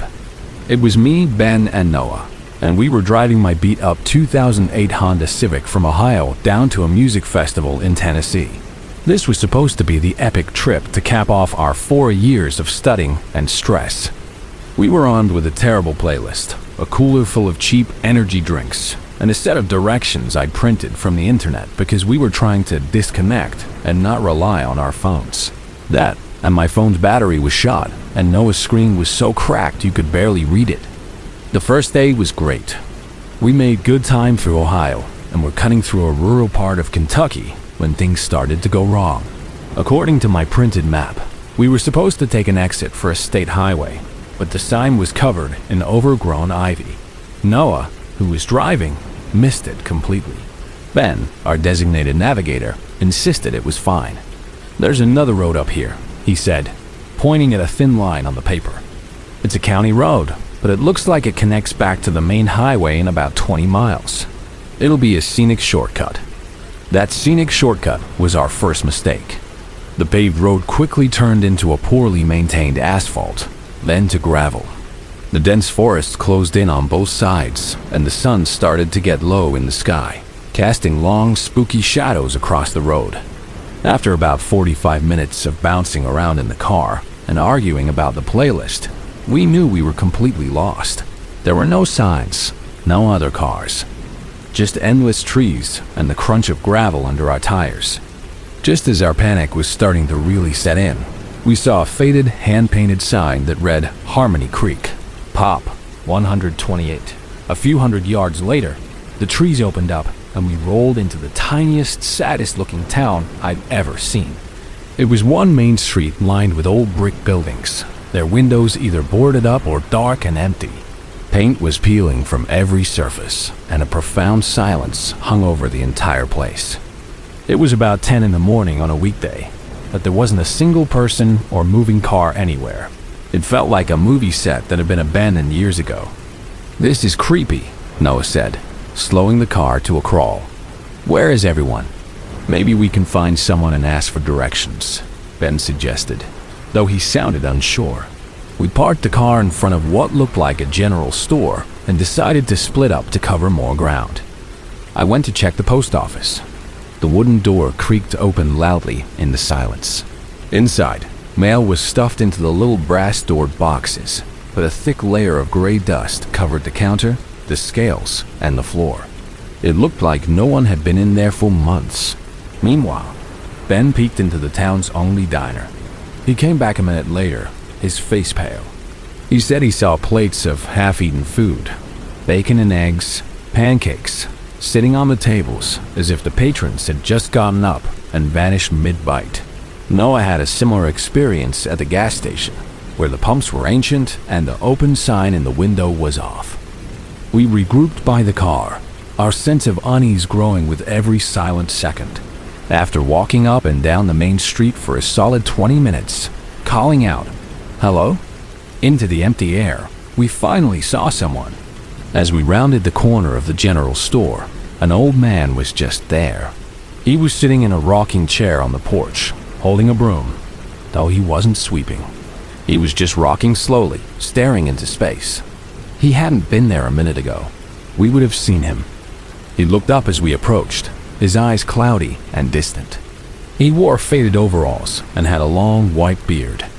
"Can we help you, boys?" he asked, his voice a dry rasp. "Yeah, sorry to bother you, sir," Ben said, stepping forward. "We're a little lost.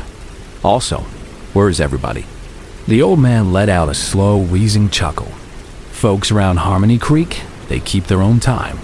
Most ain't up and about till the sun is high." He said it like it was the most normal thing in the world.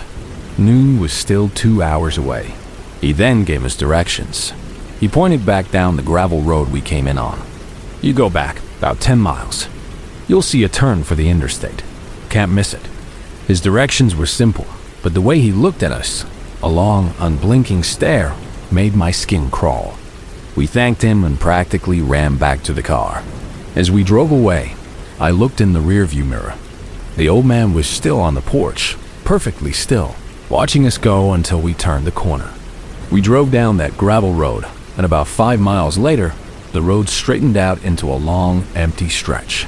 And in the middle of it, standing completely alone, was a woman in a bright orange construction vest, holding a stop sign. She was the oddest sight. There was no construction, no equipment, no other vehicles for miles in either direction. The road was a perfectly clear, straight shot. As we got closer, she turned the sign from slow to stop. She had a pleasant, round face and a friendly smile, but her uniform was perfectly clean, as if it was brand new. "Road work up ahead," she said cheerfully as we rolled down the window. "Gonna be a bit of a wait." We told her about the weird, empty town we'd just been in. She just laughed. "Oh, them folks in Harmony Creek are a strange bunch. Best not to worry about them." We ended up talking to her for what felt like forever. She asked where we were from, what we were studying, what our parents did for a living. Her questions were a little too specific, a little too personal. We just got lost in the conversation, the three of us and this lone woman in the middle of nowhere. Not a single car came from the other direction. Not one car came up behind us. The road remained utterly empty. After what must have been close to an hour, she suddenly smiled and said, "Well, I reckon it's clear for you all now. You can go on ahead." She slowly turned the sign to slow and waved us on. We drove for another 30 miles on that road.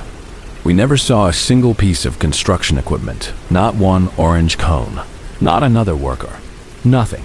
We also realized she didn't have a car or a water bottle or anything with her.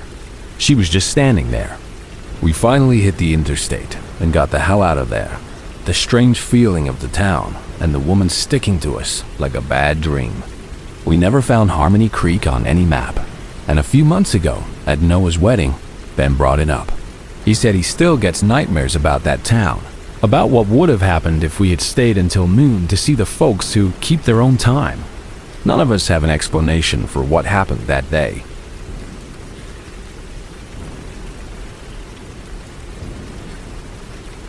In the summer of 2021, 3 of my friends and I were on a long, grueling road trip from Atlanta to Richmond for a music festival. It was me, my girlfriend Chloe, and our 2 best friends, Josh and Sam. We were all crammed into my old Toyota Camry, running on fumes, cheap gas station coffee, and the sheer excitement of seeing our favorite bands. It was late, probably around 2 in the morning, and we were somewhere deep in the rural part of South Carolina. The interstate was a hypnotic ribbon of darkness, punctuated only by the occasional pair of headlights in the opposite lane. Sam was driving, his eyes glazed over, while the rest of us were drifting in and out of a restless sleep. The gas light had been on for the last 20 miles, a tiny glowing orange symbol of our impending doom. "Next exit with gas, we're stopping," Sam announced, his voice raspy with exhaustion. "I don't care what it looks like." The next sign that appeared out of the darkness promised gas and food, so he veered onto the exit ramp. The moment we left the relative brightness of the highway, we were plunged into an oppressive, pitch-black darkness. There were no streetlights on the ramp or the intersecting county road. The only light came from our headlights cutting a weak path through the black. A quarter-mile down the road, we saw it. A single brightly lit gas station, standing like a lonely island in the sea of nothing. As we got closer, we noticed something strange. The front of the station was decorated with an assortment of huge life-size statues of farm animals. But they were wrong. A cow stood on its hind legs, its front hooves held out as if in prayer. A pig had unnaturally long, spindly legs, making it look like a nightmarish spider. A sheep had a weirdly human-looking face with wide, staring eyes.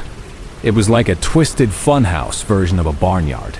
"That's creative," Chloe murmured from the back seat, her voice laced with unease.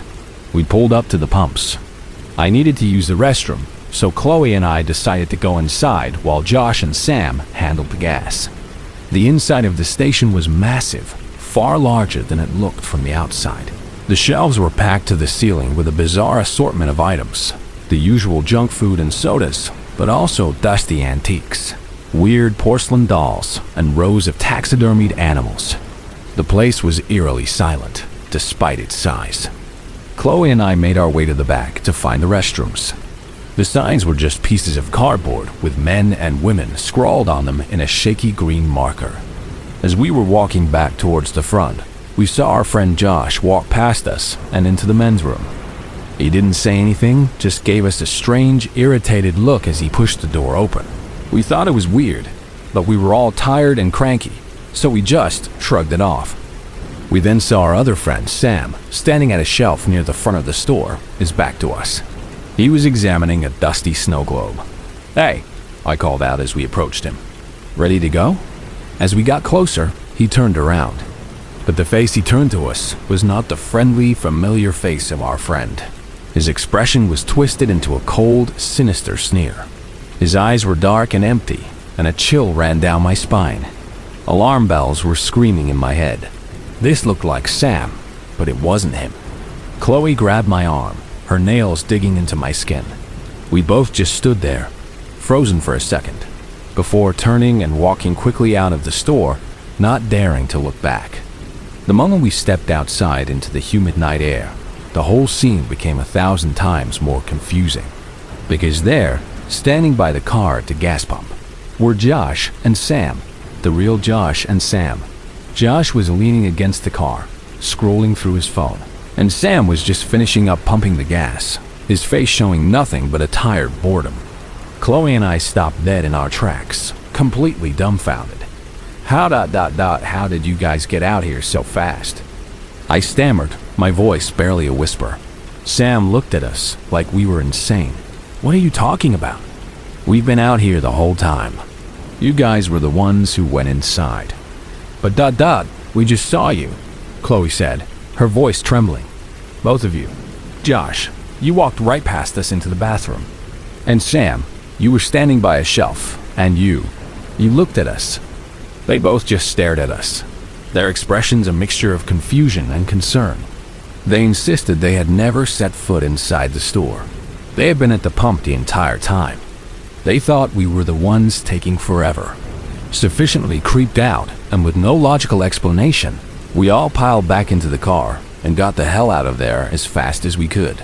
I kept looking in the rearview mirror until the station's weird, bright lights and its menagerie of nightmarish animal statues disappeared into the blackness. I don't know who or what we saw in that gas station, but they looked exactly like our friends, and the memory of that sinister, hateful look on the fake Sam's face still makes my stomach clench with fear.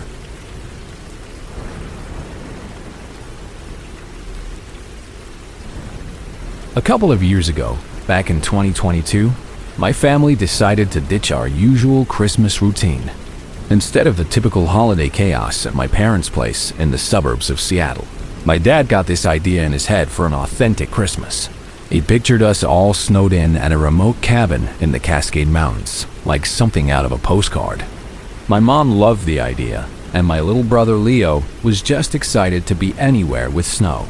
I was 19 at the time, home from my first year of college, and Leo was a hyperactive 12-year-old. We were always close, a solid team against our parents' weird ideas, but this one actually sounded kind of cool.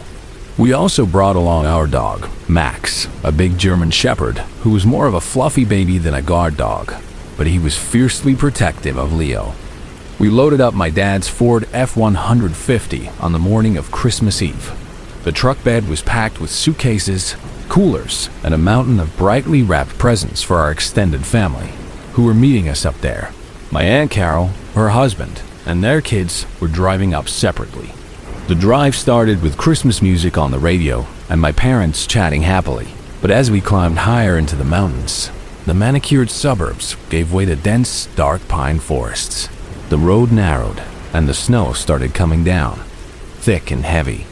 We were supposed to meet my aunt at a little gas station in a tiny mountain town to lead her the rest of the way, since the final stretch was a series of unmarked logging roads. We found them huddled in their minivan, looking stressed. My dad gave my uncle a hand-drawn map, and after a quick hello, we got back on the road. We arrived at the cluster of cabins around 3 in the afternoon.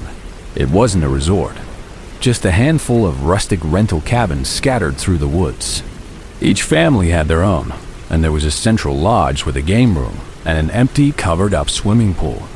Our cabin was at the far end of the property, right on the edge of a steep ravine with a frozen river at the bottom. The view was incredible, but it also felt incredibly isolated. The air was bitingly cold, and the snow was already ankle-deep. As Leo and I dragged our bags inside, my dad immediately got to work starting a fire in the old stone fireplace, while my mom started making chili for dinner. The cabin smelled like pine and wood smoke. It was cozy, and the owners had even put up a small fake Christmas tree with a string of colored lights. That evening was perfect. We ate chili, played a long competitive game of Catton, and watched the snow pile up outside. My dad had brought his hunting rifle along. He and I had been hunting a few times, and he'd promised to take Leo out for the first time on this trip, just to watch. The rifle was in a soft case, which my dad leaned against the wall in the corner of my bedroom. Usually, he kept it in a heavy, locked case at home, but he said since we were going out first thing in the morning, there was no sense in making a bunch of noise unlocking it. It didn't seem like a big deal at the time. Leo and I were sharing a room at the back of the cabin. It had 2 twin beds and a large window that looked out over the ravine. Max, our dog, claimed his spot on the floor at the foot of Leo's bed. We were exhausted from the travel and excitement, and we fell asleep pretty quickly to the sound of the wind howling outside. That's when things got strange. I woke up to a low growl. It was around 3 a.m., the kind of deep, absolute dark you only get in the middle of nowhere. Max was standing, rigid, staring at our closed bedroom door. His ears were flat against his head, and the fur on his back was raised. I wasn't immediately terrified. My dad has terrible insomnia and sometimes gets up to read in the living room. Max is a big baby and growls at any unfamiliar noise. But then I noticed there was no sliver of light from the TV or a lamp coming from under the door. My dad never just sits in the pitch dark. "Max, quiet," I whispered, not wanting him to wake Leo, but his growl turned into a sharp, low bark. "What's wrong?" Leo mumbled, stirring in his bed. "Nothing," I lied, my heart starting to beat a little faster. Max probably just heard a deer outside. Suddenly, our bedroom door swung open. The overhead light flipped on, blinding me for a second. It was my dad, but he looked tense, his face pale and drawn. "Were you two just laughing?" he asked, his voice sharp. I looked over at Leo, whose eyes were wide with confusion. "No," I said. "We were asleep." My dad didn't seem to hear me. He strode over to our window and yanked back the curtain, peering out into the swirling snow and darkness. "What are you looking for?" Leo asked, his voice small. Dad pulled the curtain shut again. "Nothing. Just go back to sleep," he said, but his tone was off. He didn't say anything else, just turned off the light and closed the door, leaving us in the dark again. Of course, sleep was impossible after that. I lay wide awake, my ears straining, flinching at every creak of the cabin and gust of wind. Max had settled down but was still awake, his head up, listening. I finally started to drift off around 4:30 a.m., but it felt like only moments later that a new sound jolted me awake. It was a crunching noise, coming from right outside our window. It wasn't an animal. It was the distinct rhythmic sound of footsteps in deep snow. A wave of pure fear washed over me. I pulled the covers up to my chin, my body slick with a cold sweat. Then I heard it, a faint tapping on the window pane. Tap, tap, tap. It was soft, almost delicate. It went on for what felt like an eternity. I was paralyzed, too scared to move, too scared to even breathe. Max was on his feet again, his gaze locked on the window. He didn't growl this time. He just stood there, listening intently, his body coiled like a spring. The tapping started again, but louder now, more insistent. Max let out a low, menacing snarl, baring his teeth. And then a voice whispered, a deep, raspy sound that seemed to cut right through the glass. "I know you're in there, little man." A horrible, cold dread snaked down my spine. My blood ran cold. "Why don't you come out here and play with me?" The voice rasped, followed by a low, wet chuckle. My fear instantly turned to white-hot rage. My first thought was that it had to be one of my older cousins playing a sick joke. I was ready to tear them a new one for scaring Leo like this. I swung my legs out of bed, crept to the window, and pulled the curtain back just a crack, ready to yell. But it wasn't one of my cousins. Standing there, his face pressed against the glass, was a man. He looked old, maybe in his 60s, with wild, matted gray hair and a filthy, ancient-looking parka. His eyes were wide and yellowed in the faint moonlight, and he was cupping his hands around his face, breathing on the glass as he stared right at Leo's bed. My protective instincts took over. I didn't even think. My hand shot down and found the soft case in the corner. I unzipped it and pulled out my dad's rifle. It was heavy and cold in my hands. I yanked the curtain all the way back, raised the rifle so he could see it, and yelled, "Get the hell away from here or I'll shoot." The man's eyes widened, and the most terrifying smile I have ever seen spread across his face, a black gash showing broken teeth. He didn't move, he just smiled. That's when Max lost it. He started barking, a deep, furious, unbroken roar I'd never heard from him before. The commotion finally brought my parents running. The light flipped on, and my mom screamed when she saw the man at the window. My dad, seeing the rifle in my hands, didn't hesitate. He grabbed the phone and yelled at the man that the police were on their way. The man's smile finally vanished. He gave one last look at Leo, then melted back into the darkness of the woods. The police arrived surprisingly fast, their flashing lights painting the trees red and blue. They found the guy hiding in the woods a few hundred yards away. He was a homeless man with severe mental health problems who had been living in an abandoned trapping shed deep in the forest. We didn't sleep in our cabin that night. We packed up our essentials and spent the night crammed into my Aunt Carol's cabin. There was no way any of us could stay in that room again. We drove home first thing on the morning of the 26th. The Christmas trip completely ruined. Weeks later, my dad finally told me the truth. That night, before he came into our room, he'd been woken up by the sound of someone outside his own bedroom window, quietly laughing and humming nursery rhymes. He knew someone was out there. He said he deliberately left the rifle in my room, uncased, just in case. He didn't want to terrify us by telling us what he'd heard, but he wanted me to be able to defend myself and my brother if the absolute worst happened. It chills me to think about what that man wanted with my little brother, and what could have happened if my dad hadn't trusted his gut, and if I hadn't had that rifle.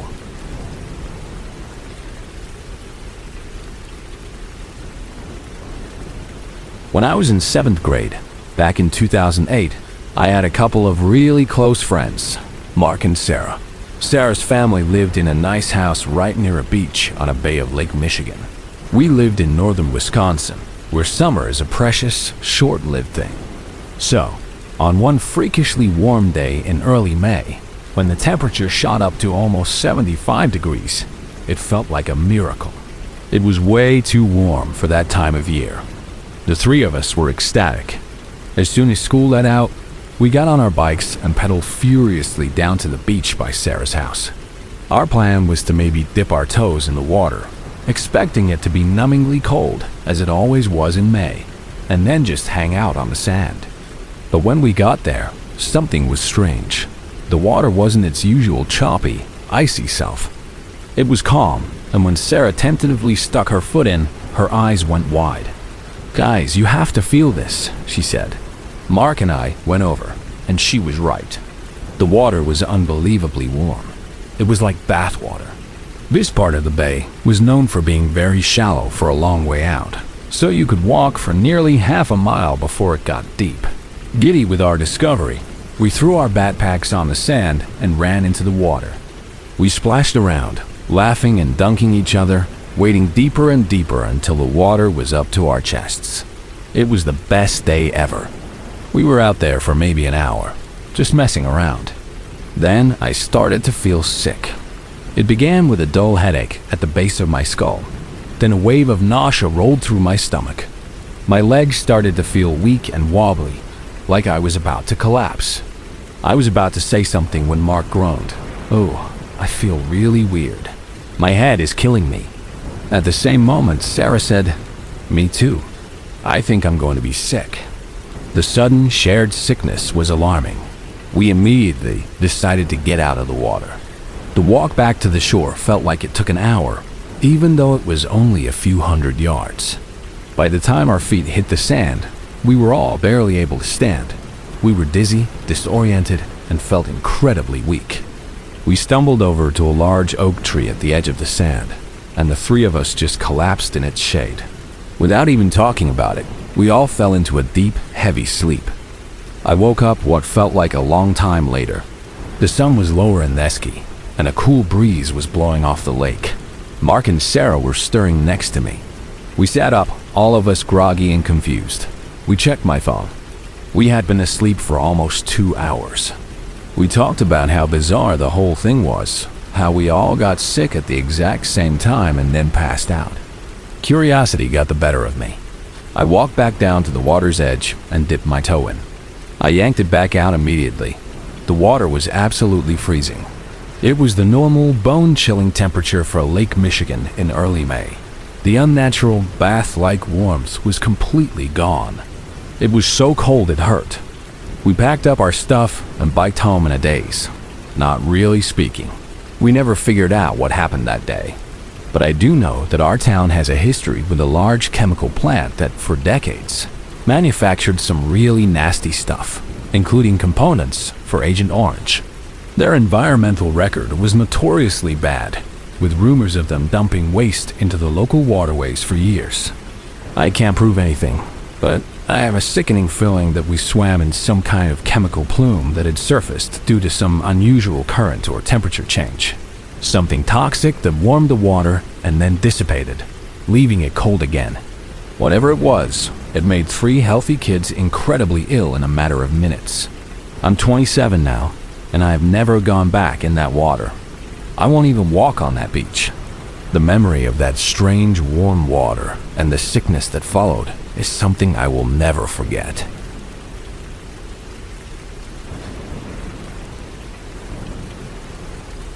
We moved to Newtown, Connecticut in the summer of 2001, right before I started 6th grade. We moved into a beautiful new house in a lovely wooded neighborhood. It was a bit of an adjustment from our life in New Jersey, but we were excited. My sister, Caitlin, was 2 years younger than me. Our neighbors directly across the street were the Lanzas. The mom, Nancy, would sometimes come over to talk to my mom. The two sons, Ryan and Adam, were quiet. Adam, the younger one, was in my sister's 4th grade class. That first year, my sister came home from school a little disturbed. Her class had been asked to make those Thanksgiving turkeys out of a tracing of their hands. And on each finger, they were supposed to write something they were thankful for. Adam had written things like hating myself and being a loser. It was incredibly dark for a 9-year-old. At Christmas, my mom, being the kind soul she is, heard they had nowhere to go for the holidays and invited Nancy and her 2 sons to our annual Christmas Eve party. The boys were so strange. They didn't speak to anyone, just went straight to our basement with headphones on to play video games. The younger one, Adam, was always much stranger than his brother. Nancy would often confide in my mom and my aunt about how he would hurt himself and how they couldn't get a proper diagnosis for him. I'll never forget my mom telling my sister and me, "Just be nice to him. We don't know what he's capable of." That line struck me as so odd at the time, but we listened. I don't know if Nancy had told my mom something specific that scared her, or if it was just a mother's instinct. We all rode the bus together for years. I remember one morning in high school, I decided to be extra friendly. There was snow on the ground, and Adam was drawing something in it, muttering to himself. "Hey, Adam," I said cheerfully. "What's going on?" He made no eye contact, didn't even look up from the snow. "I'll bomb you," he said, his voice flat and empty. I just let it slide. When I told my mom, she just repeated her mantra, "Just be nice." We have no idea what that kid is capable of. He was a loner, but it seemed to be by his own choice. He couldn't hold eye contact or a conversation. When the bus would drop us off, he would run up his long driveway with his arms held stiffly at his sides, then turn around at the top and make a weird hissing noise at everyone. We just wrote it off as him being a strange kid. The Lanzas came to a few more Christmas Eve parties. One year, Nancy started screaming at my sweet, gentle grandmother for being a Yankees fan. It was bizarre and aggressive. Another year, just Nancy came, and she got into a heated argument with my mom about guns. She told my mom how she had guns in the house and took her younger son, Adam, to the shooting range all the time. She also told us a story about how Adam was a genius who had hacked into some high-level government security system and that the CIA had shown up at their house. We had no idea if it was true, but it became a running joke in our family whenever something weird happened. It wasn't until December 14th, 2012, that we knew just what he was capable of. I was out of college by then, but my younger brother was still at the high school. My dad heard gunshots that morning and assumed it was a hunter. That is, until the FBI showed up at our door and told us we had to evacuate, as snipers were lining our driveway and using our yard as a command post. The news slowly broke throughout the day. At first, they had the killer's identity wrong, saying it was his brother, Ryan. But we knew. In our hearts, we knew it had to have been Adam. My mom's words echoed in my head. We don't know what he's capable of. Thank God she had drilled that into us, had made sure we were always polite, always gave him a wide berth. One wish we had known to do more. I wish anyone had known. I am so thankful that we survived living across the street from him, but my heart is forever broken for the 20 little kids and 6 educators at Sandy Hook Elementary who didn't. Evil lived right across the street, and we never truly saw it until it was too late.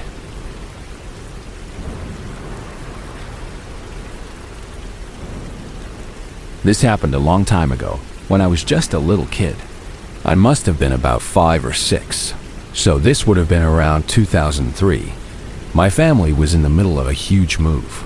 From our home in California all the way to Nebraska, where my dad had gotten a new job. It was a long, grueling drive in our packed minivan. My mom, my dad, and me. We were driving through the vast, empty desert of Nevada, long after leaving the bright lights of Las Vegas behind us. The landscape was just miles and miles of sand and rock under a blistering sun. It was the middle of the afternoon when our minivan's gas light came on. We needed to stop soon. My dad pulled off the interstate at an exit that had a single lonely sign for gas. We drove down a short road and pulled into one of those classic old-school gas stations. It had the kind of pump where a bell would ring when you drove over the hose. I remember the sound clearly, a loud ding-ding. The place looked normal enough from the outside, just a bit old and weathered. My dad got out of the car to stretch his legs while my mom went inside to pay for the gas before he pumped it. I stayed in the back seat, playing with a toy. A few minutes later, the car door flew open, and my mom practically threw herself back into the passenger seat, her face completely pale. "Drive," she gasped at my dad. "Just drive, now." My dad, seeing the pure terror in her eyes, didn't even ask questions. He slammed the car into drive, and we sped off, leaving the gas pump and the station behind us. We didn't care if we ran out of gas in the middle of the desert. We just had to get away from there. Once we were a few miles down the road, my mom, still shaking, told us what had happened. She said when she walked into the gas station, it was surprisingly full of people. There were maybe a dozen customers inside, just standing around or browsing the shelves. The moment the little bell over the door chimed, every single person in the store, including the cashier she was walking towards, stopped what they were doing and turned to look at her. They all turned in unison, like a switch had been flipped. And they just stared. No one said a word. They all had blank, empty expressions. As she stood there, frozen in the doorway, the lights in the entire building suddenly went out, plunging the store into darkness. The only light was the bright desert sun coming through the door behind her. That's when she ran. She said she could feel their eyes on her back, even in the dark. My dad, who had been standing outside by the car, said he saw the whole thing through the big glass windows. He saw all the people turn to look at my mom, and he saw the lights go out. He was already moving towards the passenger door to get her in when she came running out. We eventually found another, more normal gas station about 30 miles down the road and made it to Nebraska safely. But my mom has never forgotten that encounter. She still talks about it sometimes, about the terrifying, silent, and coordinated way all those people turned to stare at her. She has no idea what was going on in that place, who those people were, or what they would have done if she hadn't run. It was a brief, inexplicable moment of pure wrongness in the middle of the Nevada desert.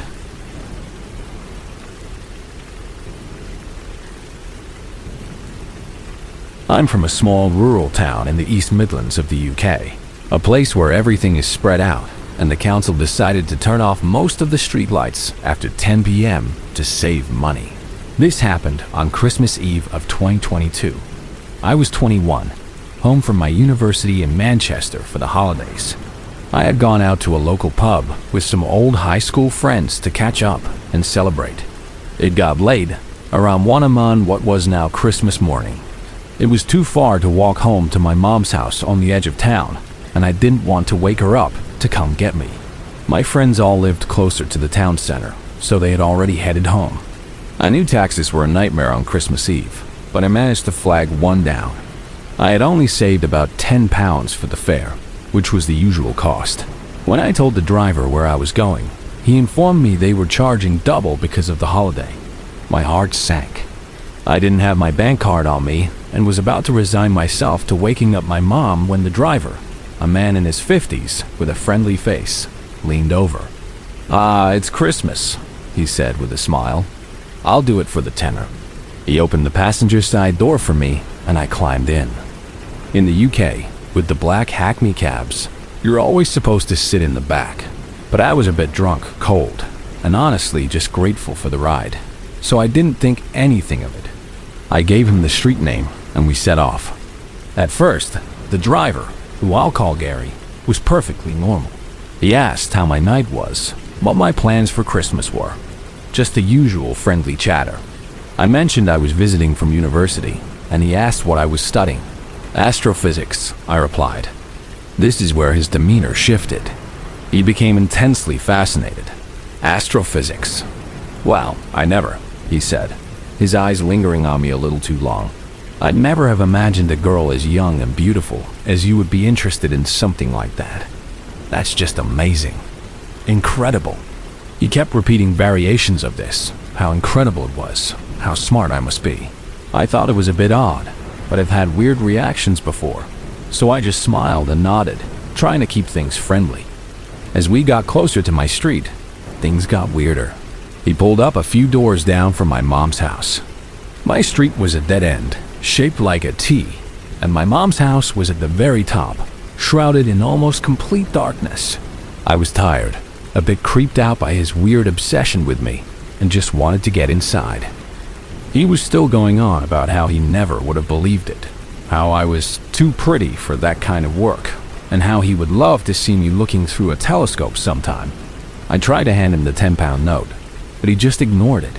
He kept talking, leaning in much closer to me now. I tried the door handle to let myself out, but the locks were engaged. I couldn't find the button to unlock it in the dark. He completely ignored my attempts to open the door and just continued his monologue. I can't remember everything he said, but he was making more direct comments now about how he could watch me all night, about how my mind must be as beautiful as my body. I was genuinely freaked out. I had tried to say, I really need to go, several times, but he just talked over me. We had been sitting there in the dark, at the end of my street, for what felt like an eternity, but was probably about 20 minutes, with his engine and lights off. No one would have even known a car was there. Then, I saw a light turn on in my next-door neighbor's window. A wave of relief washed over me. "Oh, that must be my mom waiting up for me," I blurted out. I'd better head in before she starts to worry. The look on his face changed instantly. The friendly mask dropped, and for a second, he looked furious, disappointed, and like he was trying to decide something. It was terrifying. I waved my money at him again and pulled hard on the door handle. This time, he grunted and popped the locks. I practically fell out of the car, ran to my front door, fumbled with my keys, and let myself in, locking it securely behind me. I peeked out through the curtains. He didn't drive away. He just sat there in the dark for another few minutes. He had seen me go into my house, so he must have known I had lied about the light being my mom's. Finally, he started the car and drove away. I never saw him again, but to this day, I get a knot in my stomach whenever I have to take a taxi alone.